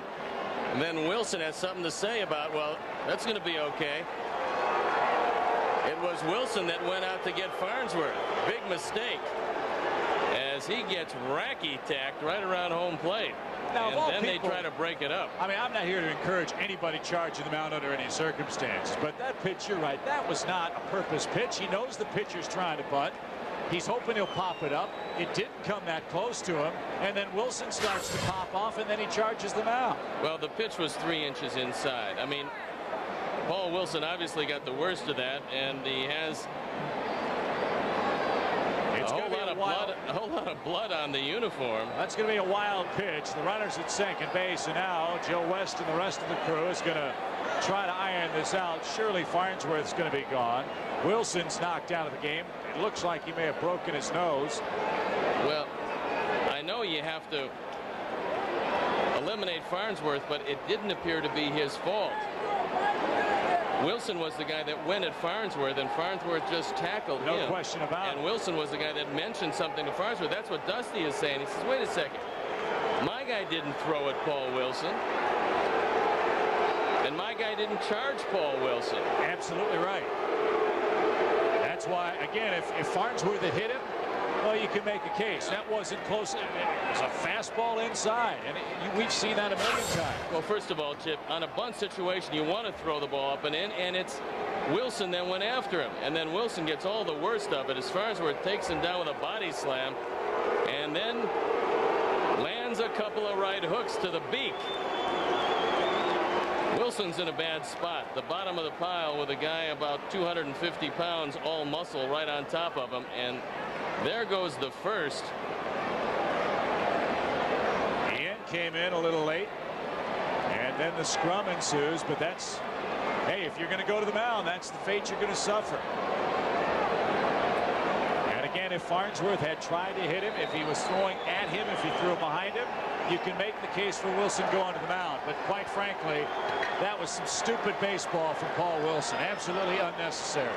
Looks to me like Wilson might have had his face dragged on the baseline a couple times. Came away with some abrasions.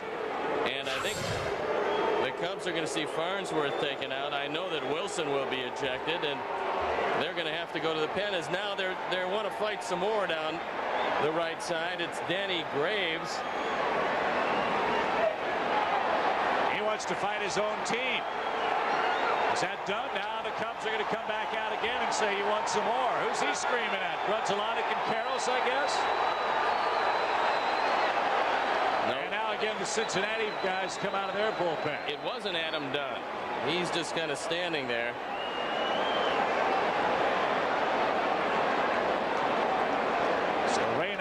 to Joe West, probably talking about where can we get a good tee time out in Arizona. That's where the Reds head next. Now Dusty Baker's out. Bob Boone's going to come out. Let's see if we can move these proceedings along. I know you've talked a lot, Steve, about an area where baseball really should improve the way they handle these kinds of situations. There's no way 4 umpires and 9 or 10 coaches are going to break up 50 guys piling on in the middle of the field. How about the third man in the... Well, Chip, what we've seen over the last week, we've seen about 4 or 5 bench clearing brawls. I talked with Bud Selig about this before, and if they really indeed want to do away with battling in the middle of the diamond where guys get hurt on the periphery, it's a very simple thing to do. There's no more violent game in the world than ice hockey. The guys are bigger, they hit harder, and they hit consistently in that game. And they wear razor blades on their feet. Well, and what they've done is made sure that after the 2 combatants are through, the referees are able to easily break them up. It could happen here also if you make a 3rd man in rule. You could have easily broken up Farnsworth and Wilson, and probably Wilson would have come away unscathed after the tackle because you got 4 guys to do it. When you allow people to run in from the bullpen, run off the bench, jump on the pile, and do all of those other things, you run the risk of some guys you can't afford to lose being lost. And then you have this drawing back and forth, and everything else goes with it. So if baseball is intent on breaking up what has been for them very time-consuming, one sometimes devastating if a couple of your regulars get hurt, it's easily done. And now Karros is yelling into the dugout and pretty much saying, hey, I'm out here, I'm not going anywhere. We also don't have any jockeys on our pitching staff, so if you guys want to take care of them, they're more than willing to be here. But I go back to what I said Well, now before. they're telling Danny Graves, so why don't you sit down, worry about starting your next game, and let this thing end. It's 32. It's Danny Graves, I believe. And it's Adam Dunn, too. But I go back to what I said before. If Farnsworth was trying to hit Wilson, you can make a case for him being upset and charging the mound. Now, since time immemorial, pitches are thrown inside when a guy is in a bunt situation, and this ball misses him by a foot. Well, you also want to throw up and in because you want him to pop the ball up. He didn't hit him. He didn't come all that close. And then Wilson has something to say, and then he goes and charges him. Not too smart. Well, he might not have taken a look at the size of Kyle Farnsworth or realized that at 4% body fat, you're probably going to come in second in this one. And this is a spot where I hope that Bob Watson, who will get tapes of this ball game, will figure out who instigated this situation. Kyle Farnsworth did not instigate this situation. Yes, we're Cub announcers. We call it as it is, folks. Paul Wilson shouted at Farnsworth. He answered. Wilson went to the mound. And that's, I'm sure when they get the game films, they take a look at it, they'll see just exactly what happened. And now nobody can settle down Danny Graves, who suddenly thinks he's Randy Macho Man Savage. He wasn't involved in this one as a starting pitcher. Have him just sit down. They can get this game onward. And with all due respect to Danny Graves, he couldn't pitch because he had a blister today. I think that says all that needs to be said about that. So Wellmeyer is going to come in now. Farnsworth is out of the game after giving up the hit to Almeida. The wild pitch as well. And Rob Butcher, the fine PR man for the Cincinnati Reds, will update us on who's been ejected from the game. Almost certainly it's Wilson. Almost certainly it's Farnsworth. And whether or not anyone else has been tossed remains to be seen. But we've had a delay here of 8 or 9 minutes. After a bench clearing scrum that saw Paul Wilson take a tattooing, and very stupidly so. Yeah, they redecorated his uniform and I think rubbed his head along the baseline somewhat because he had some scratches on his nose along the side of his head, and seemingly most of the Cubs came away unscathed. So Wellmeyer now loosened up and ready to go.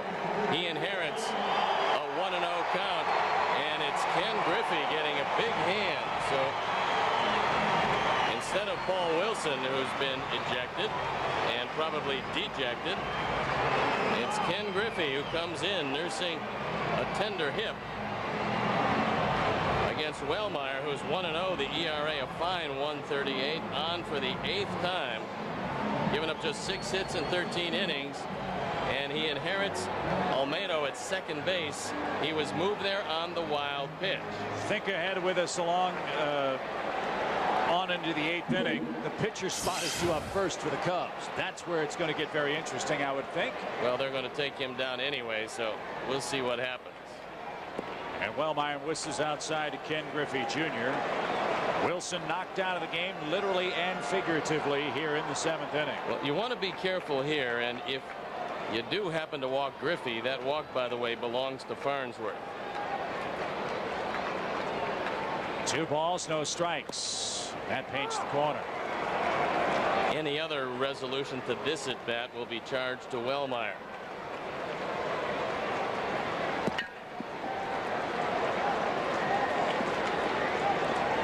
Usually when you see a baseball scrum, it's just a whole lot of pushing and shoving.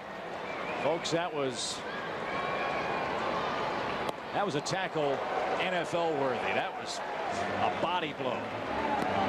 Well, if we had broken away for a minute, I was going to charge Joe Nuxall. He's a little older than Marty Brenneman, who appears to be the scrappy sort. Marty's pretty scrappy. He's spry. And I'll take care of Joe. He's got to be 106.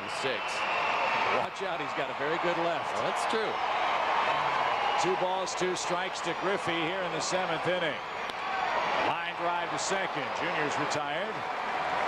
1 away, into the top of the order we go. A little fun at the old ballpark. So Farnsworth closed the book on him. The exception of the run column. Olmedo is his responsibility. Well, there's been a rash of bench clearing brawls over the last week. As I say, it's at least 4 or 5 of them. We saw Marlon Anderson elbow Jason Kendall, and that precipitated a brawl between Tampa Bay and Pittsburgh. Kendall said he will not forget. He doesn't know when or if their paths will cross, but if they do, retribution will be made. As Larkin digs in, done here against the Phillies. Got tackled by Mike Lieberthal, you recall. Well, maybe it's just the time of year. Things getting a little tense in the race. The weather starting to heat up, and with it, the emotions starting to heat up.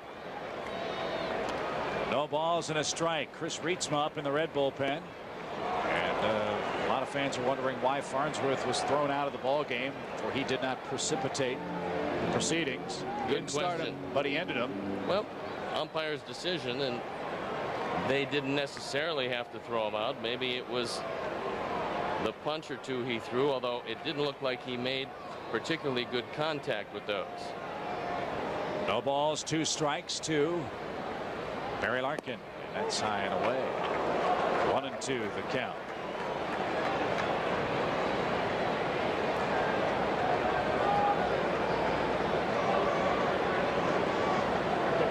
That, I'm sure, is what Dusty Baker was arguing about.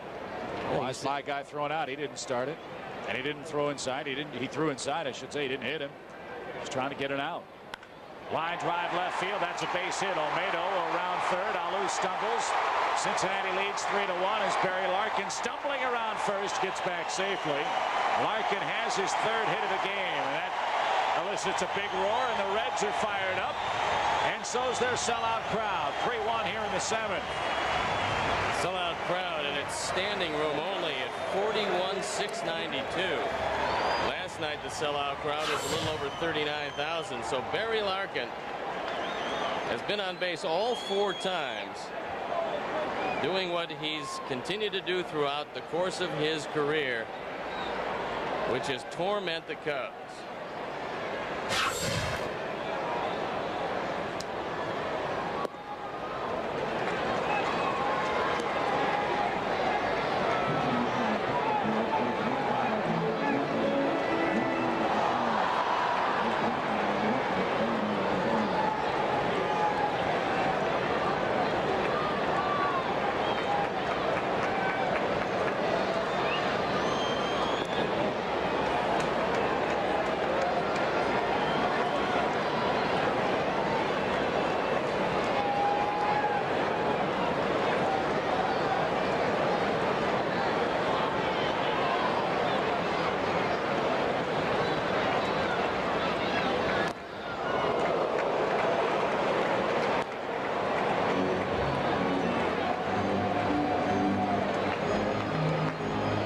Playing Guillen a couple of steps toward right center.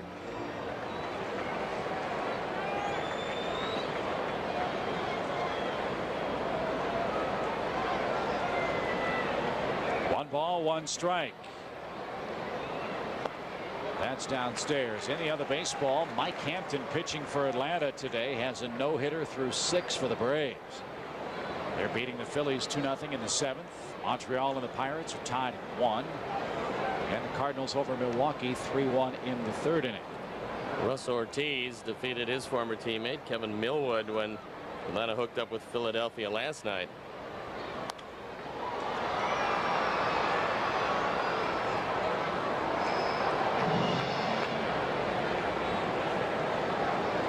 Diametrically different Atlanta team. They win with their offense more often than not. At least they are right now. Gary Sheffield having an MVP type season. This should be interesting because you can throw the ball by him up and in.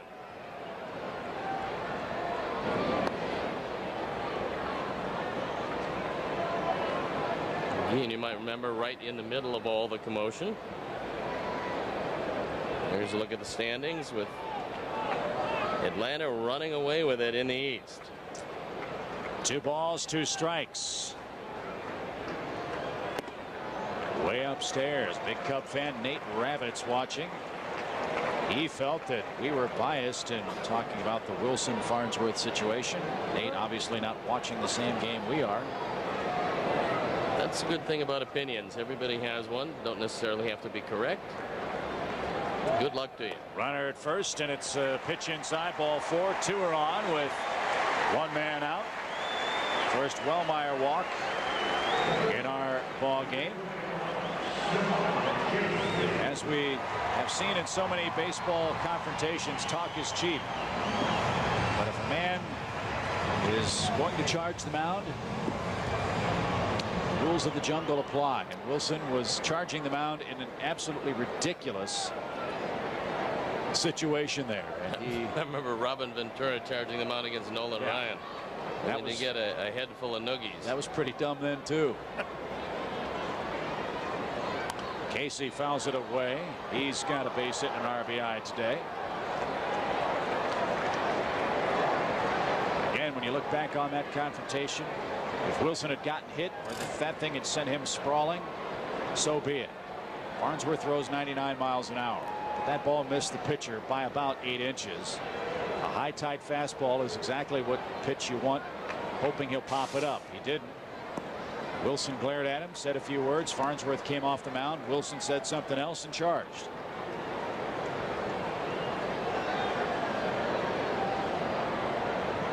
Maybe it sounded different on radio where you can make things up from time to time. I don't know.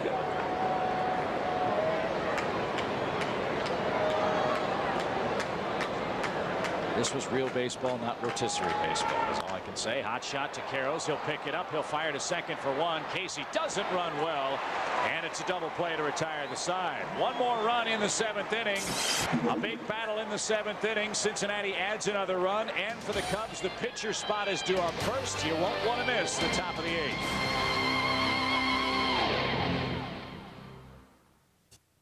Cubs baseball is brought to you in part by Suzuki, maker of innovative motorcycles and all-terrain vehicles. As we head to the 8th inning, Cincinnati with a 3-1 lead now, and Aaron Boone's had a superlative defensive series over at third base. Here's our Pennzoil protection play, and Boone comes up with a gem. This is highway robbery, and then he's got a strong enough arm to make it hold up. It's our Pennzoil protection play. Chris Rietzma, who's been used as a setup man, now that he's lost his job as a starter, he'll be facing Tom Goodwin to lead it off. The question is, have all the extracurricular activities been decided here? You've got Goodwin, then the top of the Cub order in a 2-run game in this ballpark. Breaking ball, and Tom is down 0-2.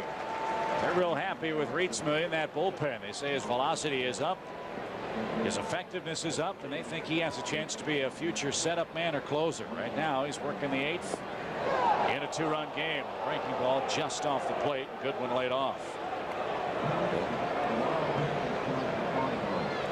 And there's a look at Al Fonseca.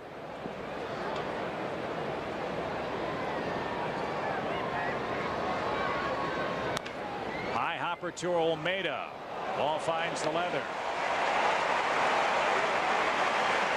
One away. They certainly have tightened up the defense.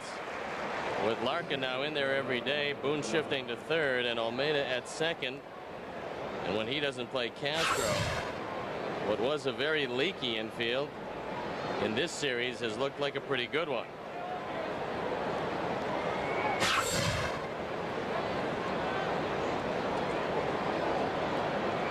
Rietsma's yet to allow a run in the last 6 games for the Reds. Trend the Cubs hope to buck here in the 8th and 9th.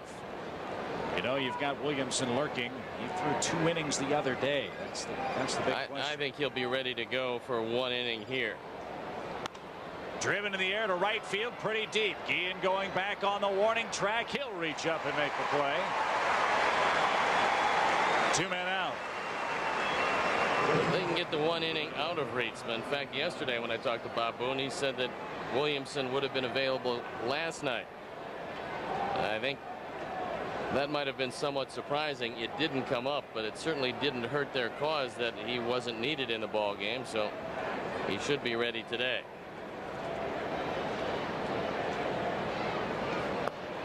Blowing away to Alex Gonzalez, who's 0 for 3. This has turned into a very interesting ball game. It might set the stage for both of these clubs to have a very spirited race the rest of the way in the division. The Cubs won the fight, but as far as the battle today is concerned, the Reds are winning the game 3-1. The Cubs have just 3 hits, and they all came with 2 outs in the 4th inning.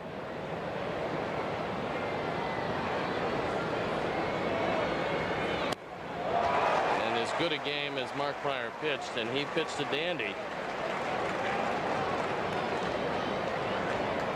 Paul Wilson pitched that much of a better game. And even though you'd have to question his discretion, you cannot question his performance, which was a very good one. Hot shot. He missed a double by a foot. Cubs would love to get Alex on here and give Patterson and Sosa a chance in the 8th to tie it with 1 swing. There's not been a home run hit in this ball game today. Very muggy afternoon. Fortunately, the rains have stayed away as well.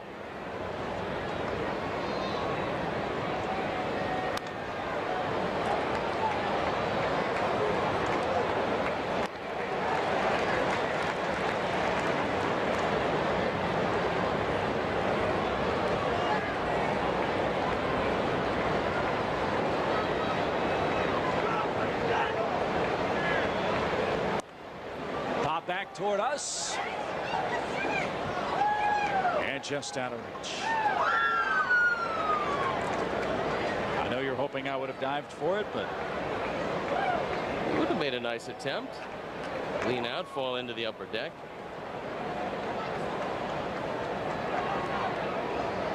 Don't worry, we could have got you on the next trip in. Driven to right again. On the run. Boy, you're a kind-hearted man. Go to the bottom of the 8th. 3-1 Cincinnati.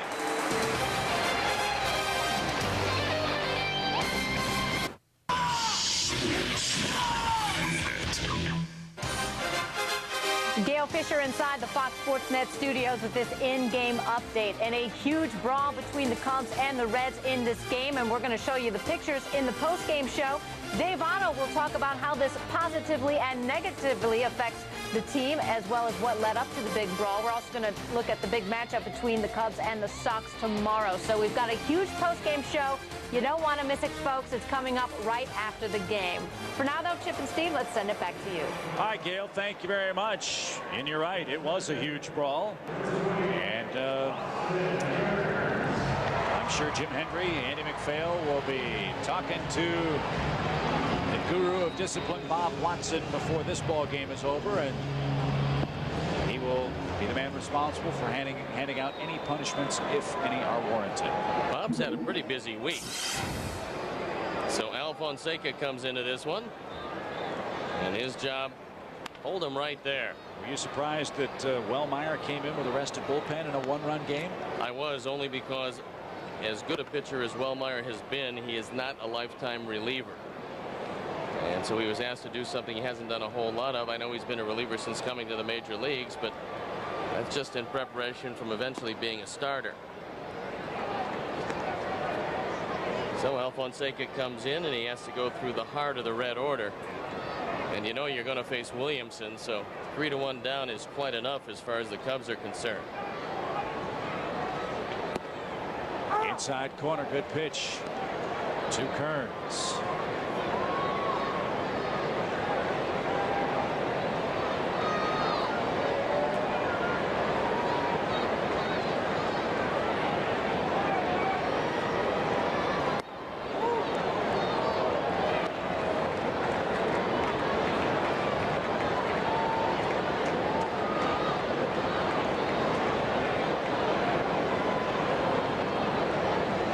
Two balls, 2 strikes. You know, if Kyle, I hope it doesn't come to that. If Kyle is forced to miss a game or two, maybe Dick Geron can invite him up to work with Brian Urlacher and the rest of the Bears linebacking core. It's a pretty good tackle, centered right in the middle of his body. He put him right over on his back. One of our email customers tells us that particular move is called a spear. Only if you lead with your head. And you might remember the one tackle of Mike Singletary against Eric Dickerson, where he stood him up in the hole and put him right over on his back, set the tone for the Bears Super Bowl run. It was in the playoffs. Dave's going to talk in the postgame show about. Absolutely not. Turn it over to Gale. Just Gale? Absolutely. I couldn't agree more, but fans will wonder, hey, is this the kind of thing that really fires up a team, and will the Reds take this and run with it as they continue to move along? And that pops Kearns on the way by. And again, the fans are going to boo, but it's just nonsensical. The Cubs are losing this game. They don't want to put any more runners on against this Red offense in their home park. Well, but there's another factor beyond just this game, and it was a factor that a lot of managers on contending teams have to deal with. When you get into a beanball war with another club that is behind you, the last thing you can afford to do is get one of your stars thrown at and maybe lose him for any length of time. And so every manager has a different philosophy, but I've played with some who said, want to protect your players is one thing. You make your point, you get away from it. You don't want to get into throwing consistently at the other team, because I don't want my star on the shelf for 6 weeks with a wrist or hand problem because you threw at their second baseman. We've seen stars in the game. Jeff Bagwell's been hit. Sammy Sosa's been hit. How good would the Reds be if Austin Kearns got hit in a beanball? It's just nonsensical. If you think the pitcher is, there's only one guy who knows if they're throwing at someone, and that's the guy that's throwing the baseball. So it's amateur psychoanalysis when you try to talk about who's doing what in whatever situation. If you want it to end, you let the pitcher stand up there. Alfonseca makes a fine play to retire Boone, who sacrifices Kearns into scoring position in the 8th inning. That was a real good play by Antonio as he crossed over into foul territory, trying to get a better angle. This ball popped off the plate. It's a good sacrifice. Alfonseca making the throw on the run, and he had to throw it in foul territory because that's where his momentum was carrying him. And he's got a lot of momentum. Well, the Cubs are going to pass on Dunn. They'll put him at first. And in the other baseball, Mike Hampton takes his no-hitter into the 8th inning now. He struck out 5, walked 3 Phillies. Remember, the Phillies, Kevin Millwood threw a no-hitter against the Giants earlier this year. Roger Clemens had a no-hitter going. That was spoiled last night.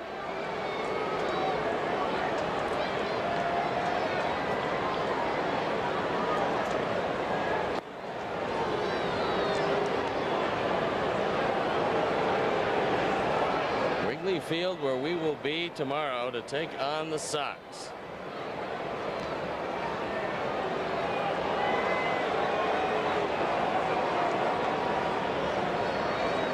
So Alfonseca will pass Dunn.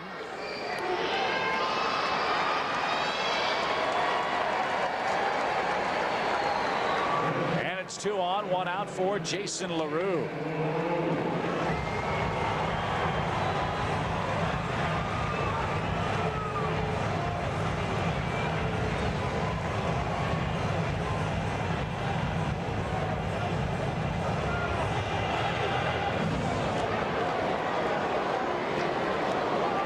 double plays in 180 at bats is pretty low total, although he did ground into a double play in the second inning.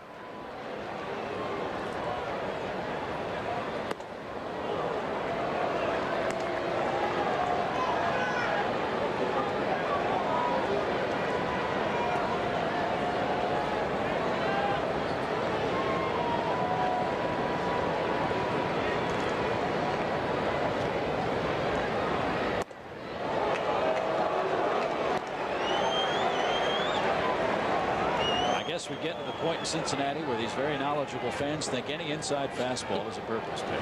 Well, Antonio throws a lot of his fastballs inside, and he'll work away with the slider. 2 balls, no strikes. 2 on, 1 out. Reds lead it 3-1.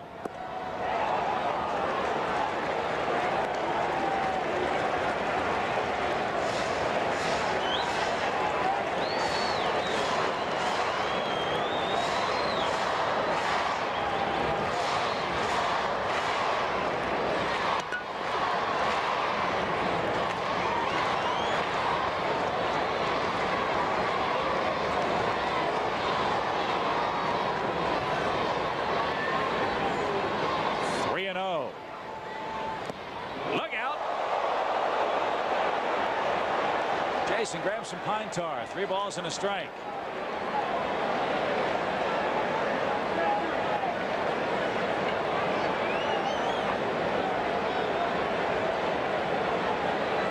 Hopefully everybody's okay. Jesse Ventura's brother sitting down there in the row below the kid who got the bat. And we'll take another look at it as that one goes tumbling around. That lady in the blue shirt saying, "I didn't sign up for this. Get me out of here." It appears everyone's all right. 3 balls and a strike. It's 3-2.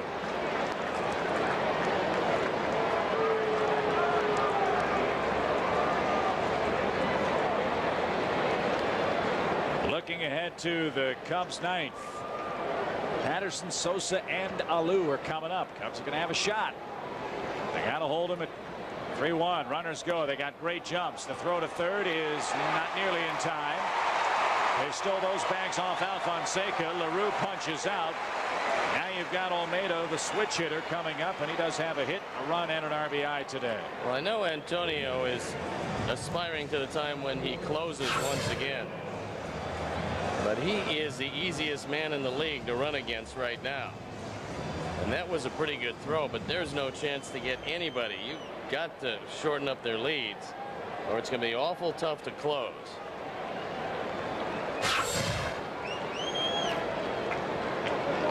So 2 big runners in scoring position with 2 outs. Little ground ball, that should do it. Alex fields and fires, and we go to the 9th inning. Cubs are down 2. 3-1 is our score after 8.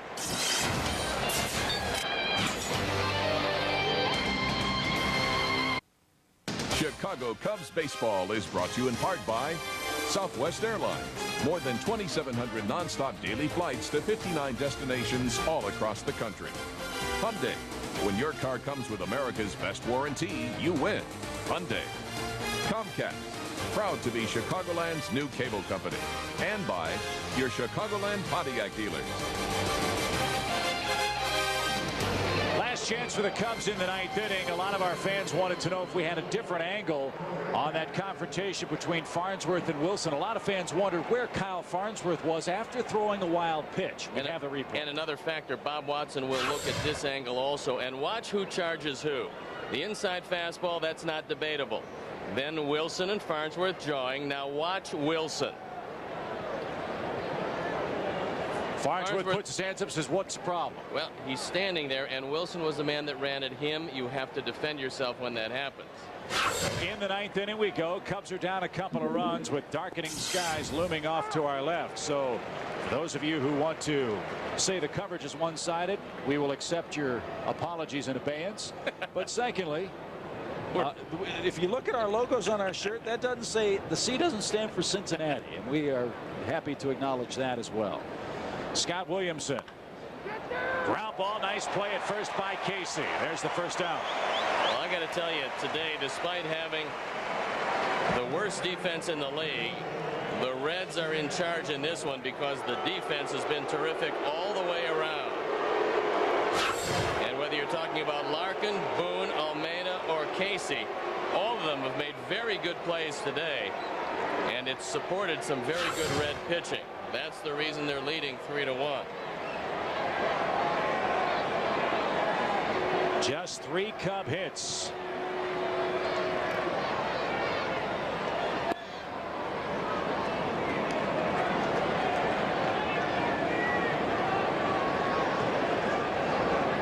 Cubs in this series have scored a grand total of 10 runs in 4 games. And if they do drop this one, they'll split the series, split the road trip. An outstanding accomplishment considering they will have picked up ground, despite the fact that this offense has been less than sterling. 2 balls, no strikes to Sosa, facing Williamson in the 9th inning. You've got Alou and Karros lurking next. Line drive, and the tying run will come to the plate. Big at bat by Sosa. He's got 2 hits, and he will put on the brakes at first base. And Alou will come up with a chance to tie it up for the Cubs. Only the 4th Cub hit. Sosa's got 2 of them. Alou has 1 and the lone RBI. And it was Moises getting hit that started things. Yeah, let's that one right down the middle, and Sammy drives it into left field. Yeah, let's not forget that. He's the guy that got hit first. And there's only been 1 guy hit in the game.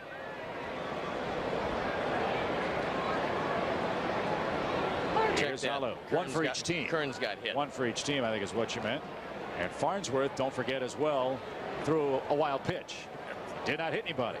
It's not too often you see a guy charge the mound after a wild pitch in a bunt situation in a 1-run game. And Wilson paid the price. Here's Alou.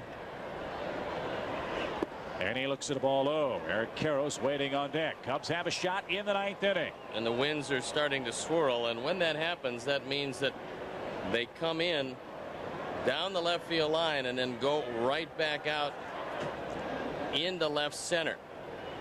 And it's real lively if you can get the ball up in the air. Williamson's given up 3 this year. Line drive, center field. 2 are on with 1 out. And again, you have to wonder, what does this man have left after throwing 2 innings in game 2 of this series? Or in game 1 of this series, I beg your pardon. And now Don Gullett out to talk as Eric Karros stands in. Karros 10 RBIs away from 1,000. What you don't want is a ground ball here, for he does not run well enough to outrun the baseball. Well, I think that's probably what he's going to tell Williamson, is try to keep this ball away, try to force Karros to pull the ball and get that ground ball to the left side. The Cubs, for their part, have put Lenny Harris in the on-deck circle. Now they're getting a left-hander up in the bullpen. It looks like Merker once again, but the guy that they close with is the guy on the mound, Scott Williamson. And they're probably going to give him every opportunity. So it could be that he's a little arm weary, and if that's the case, that slider might not be quite as sharp. 2 straight hits with 1 out in the 9th. Casey made a diving play to save a base runner as well. And Eric looks at a strike at the knees. Karros is wrapped into 7 double plays this season for the Cubs.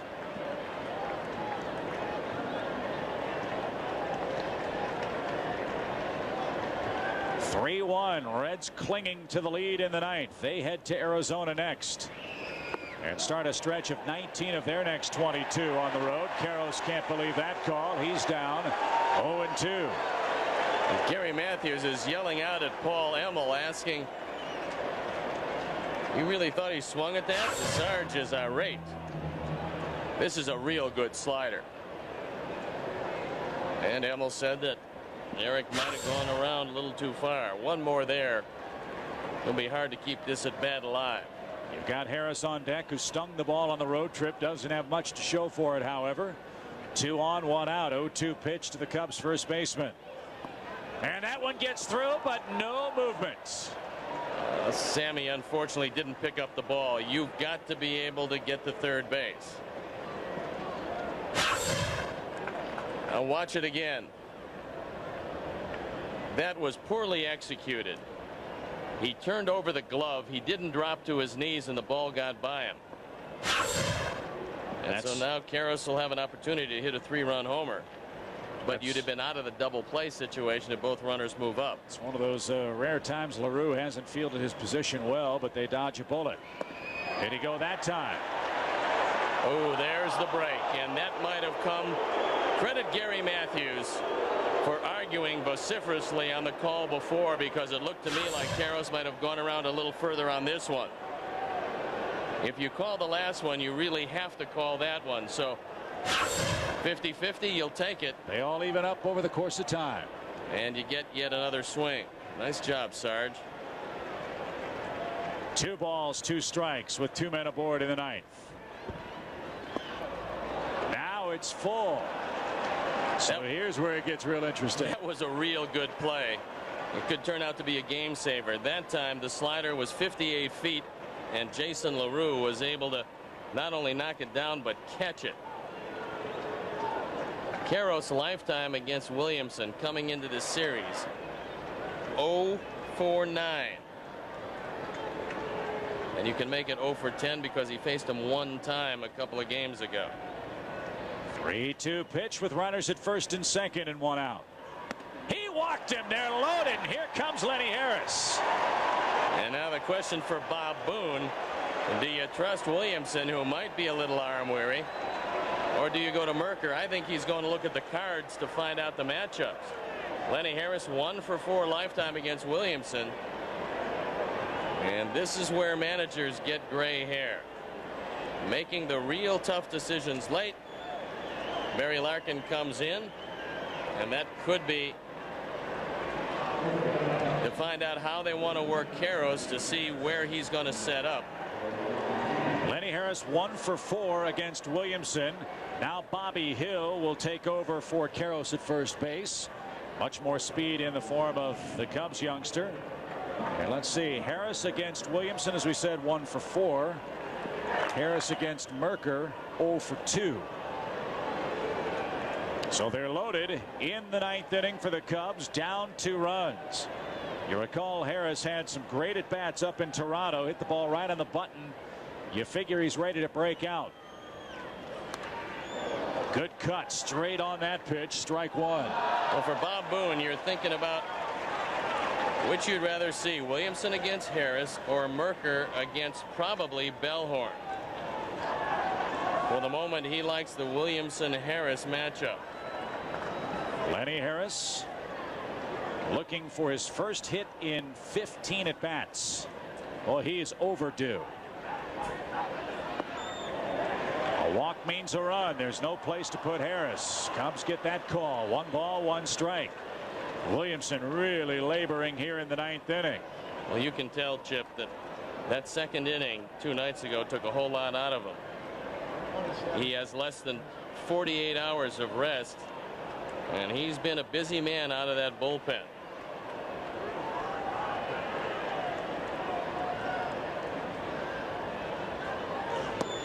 Inside corner, good pitch.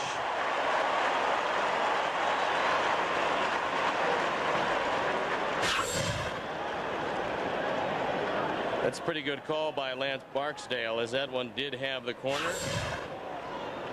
And it was a little above the belt. So now the rains start to trickle down. That could be key. Remember, the Cubs had trouble fielding a wet baseball. That might play into the proceedings here in the 9th. 1-2 to Harris. Base is full, and it misses inside. Count evens at 2-2. One of the things that Williamson does a lot, which the Cubs could really use right here, he's made 5 wild pitches and probably would have had a 6th if not for the heroics of LaRue behind the plate. You got to figure he's coming inside. Just don't wonder if it's a slider. 2 balls, 2 strikes. 2 outs. Well, that was a good slider inside. And so now Damian Miller will be called back, and Troy O'Leary will come on to pinch hit. And If you let Williamson face Harris, you're certainly going to let him face O'Leary. Take a look at that slider, biting down and in. No chance for Harris. And the only thing stands in between a 5-5 road trip, a 2-2 series, is Troy O'Leary with the game on the bases. Mike Hampton's no-hit bid ends in the 8th inning. Marlon Byrd with a base hit. But Hampton still leads the Phillies by a 2-0 score. Here the sellout crowd starts to head for the concourse, hoping that the Reds can end it. O'Leary hopes to keep it alive for the bottom of the 9th inning. Game on the bases for the Cubs. They're loaded. 2 outs. 2-run game. O'Leary all the way back in the box. Couldn't stop his swing. Strike 1. Well, there's no doubt that that slider is overpowering for Williamson. And that's what changed him from a starter to a closer. He's had some arm problems. He's rebounded to put together a real solid year, looking for save number 17. Really coming down hard now. No balls and a strike. Again, no place to put him, and Bellhorn is on deck.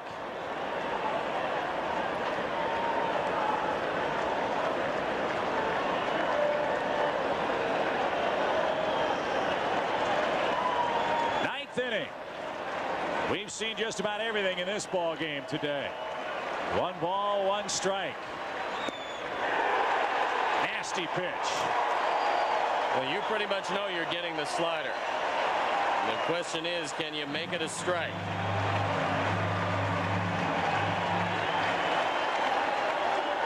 This has been a whale of a series as both teams have pitched and played very well. Neither team has hit particularly well. The 1-2 pitch. Did he go? He went. Oh, they call O'Leary out on a check swing, and Dusty Baker incensed. Third base umpire Jeff Kellogg calls out O'Leary with the bases loaded on a check swing, and the Cubs leave them loaded in the 9th and fall by a final score of 3-1. The Reds split the series. They pulled it within 3 of the Cubs, and it's a 500 road trip at 5-5. Well, you can only wonder what effect the rain might have had on that particular call. It was a good slider. You knew it was coming, and it looked to me like O'Leary might have held up. LaRue made the appeal to the wrong umpire. By the time they did get to Jeff Kellogg, he rung him up. And with the rains pelting down here in Cincinnati, the Reds split the series. They wind up exactly where they started, 3 games in back of the Cubs. The Cubs, regardless of what Houston does, will retain their lead. And all in all, a 5-5 trip is still pretty good. So the Cubs will head back to Chicago with a 5-5 trip. They scored just 1 today, and the Cincinnati Reds beat them by a final of 3-1. Gale and Dave, it was a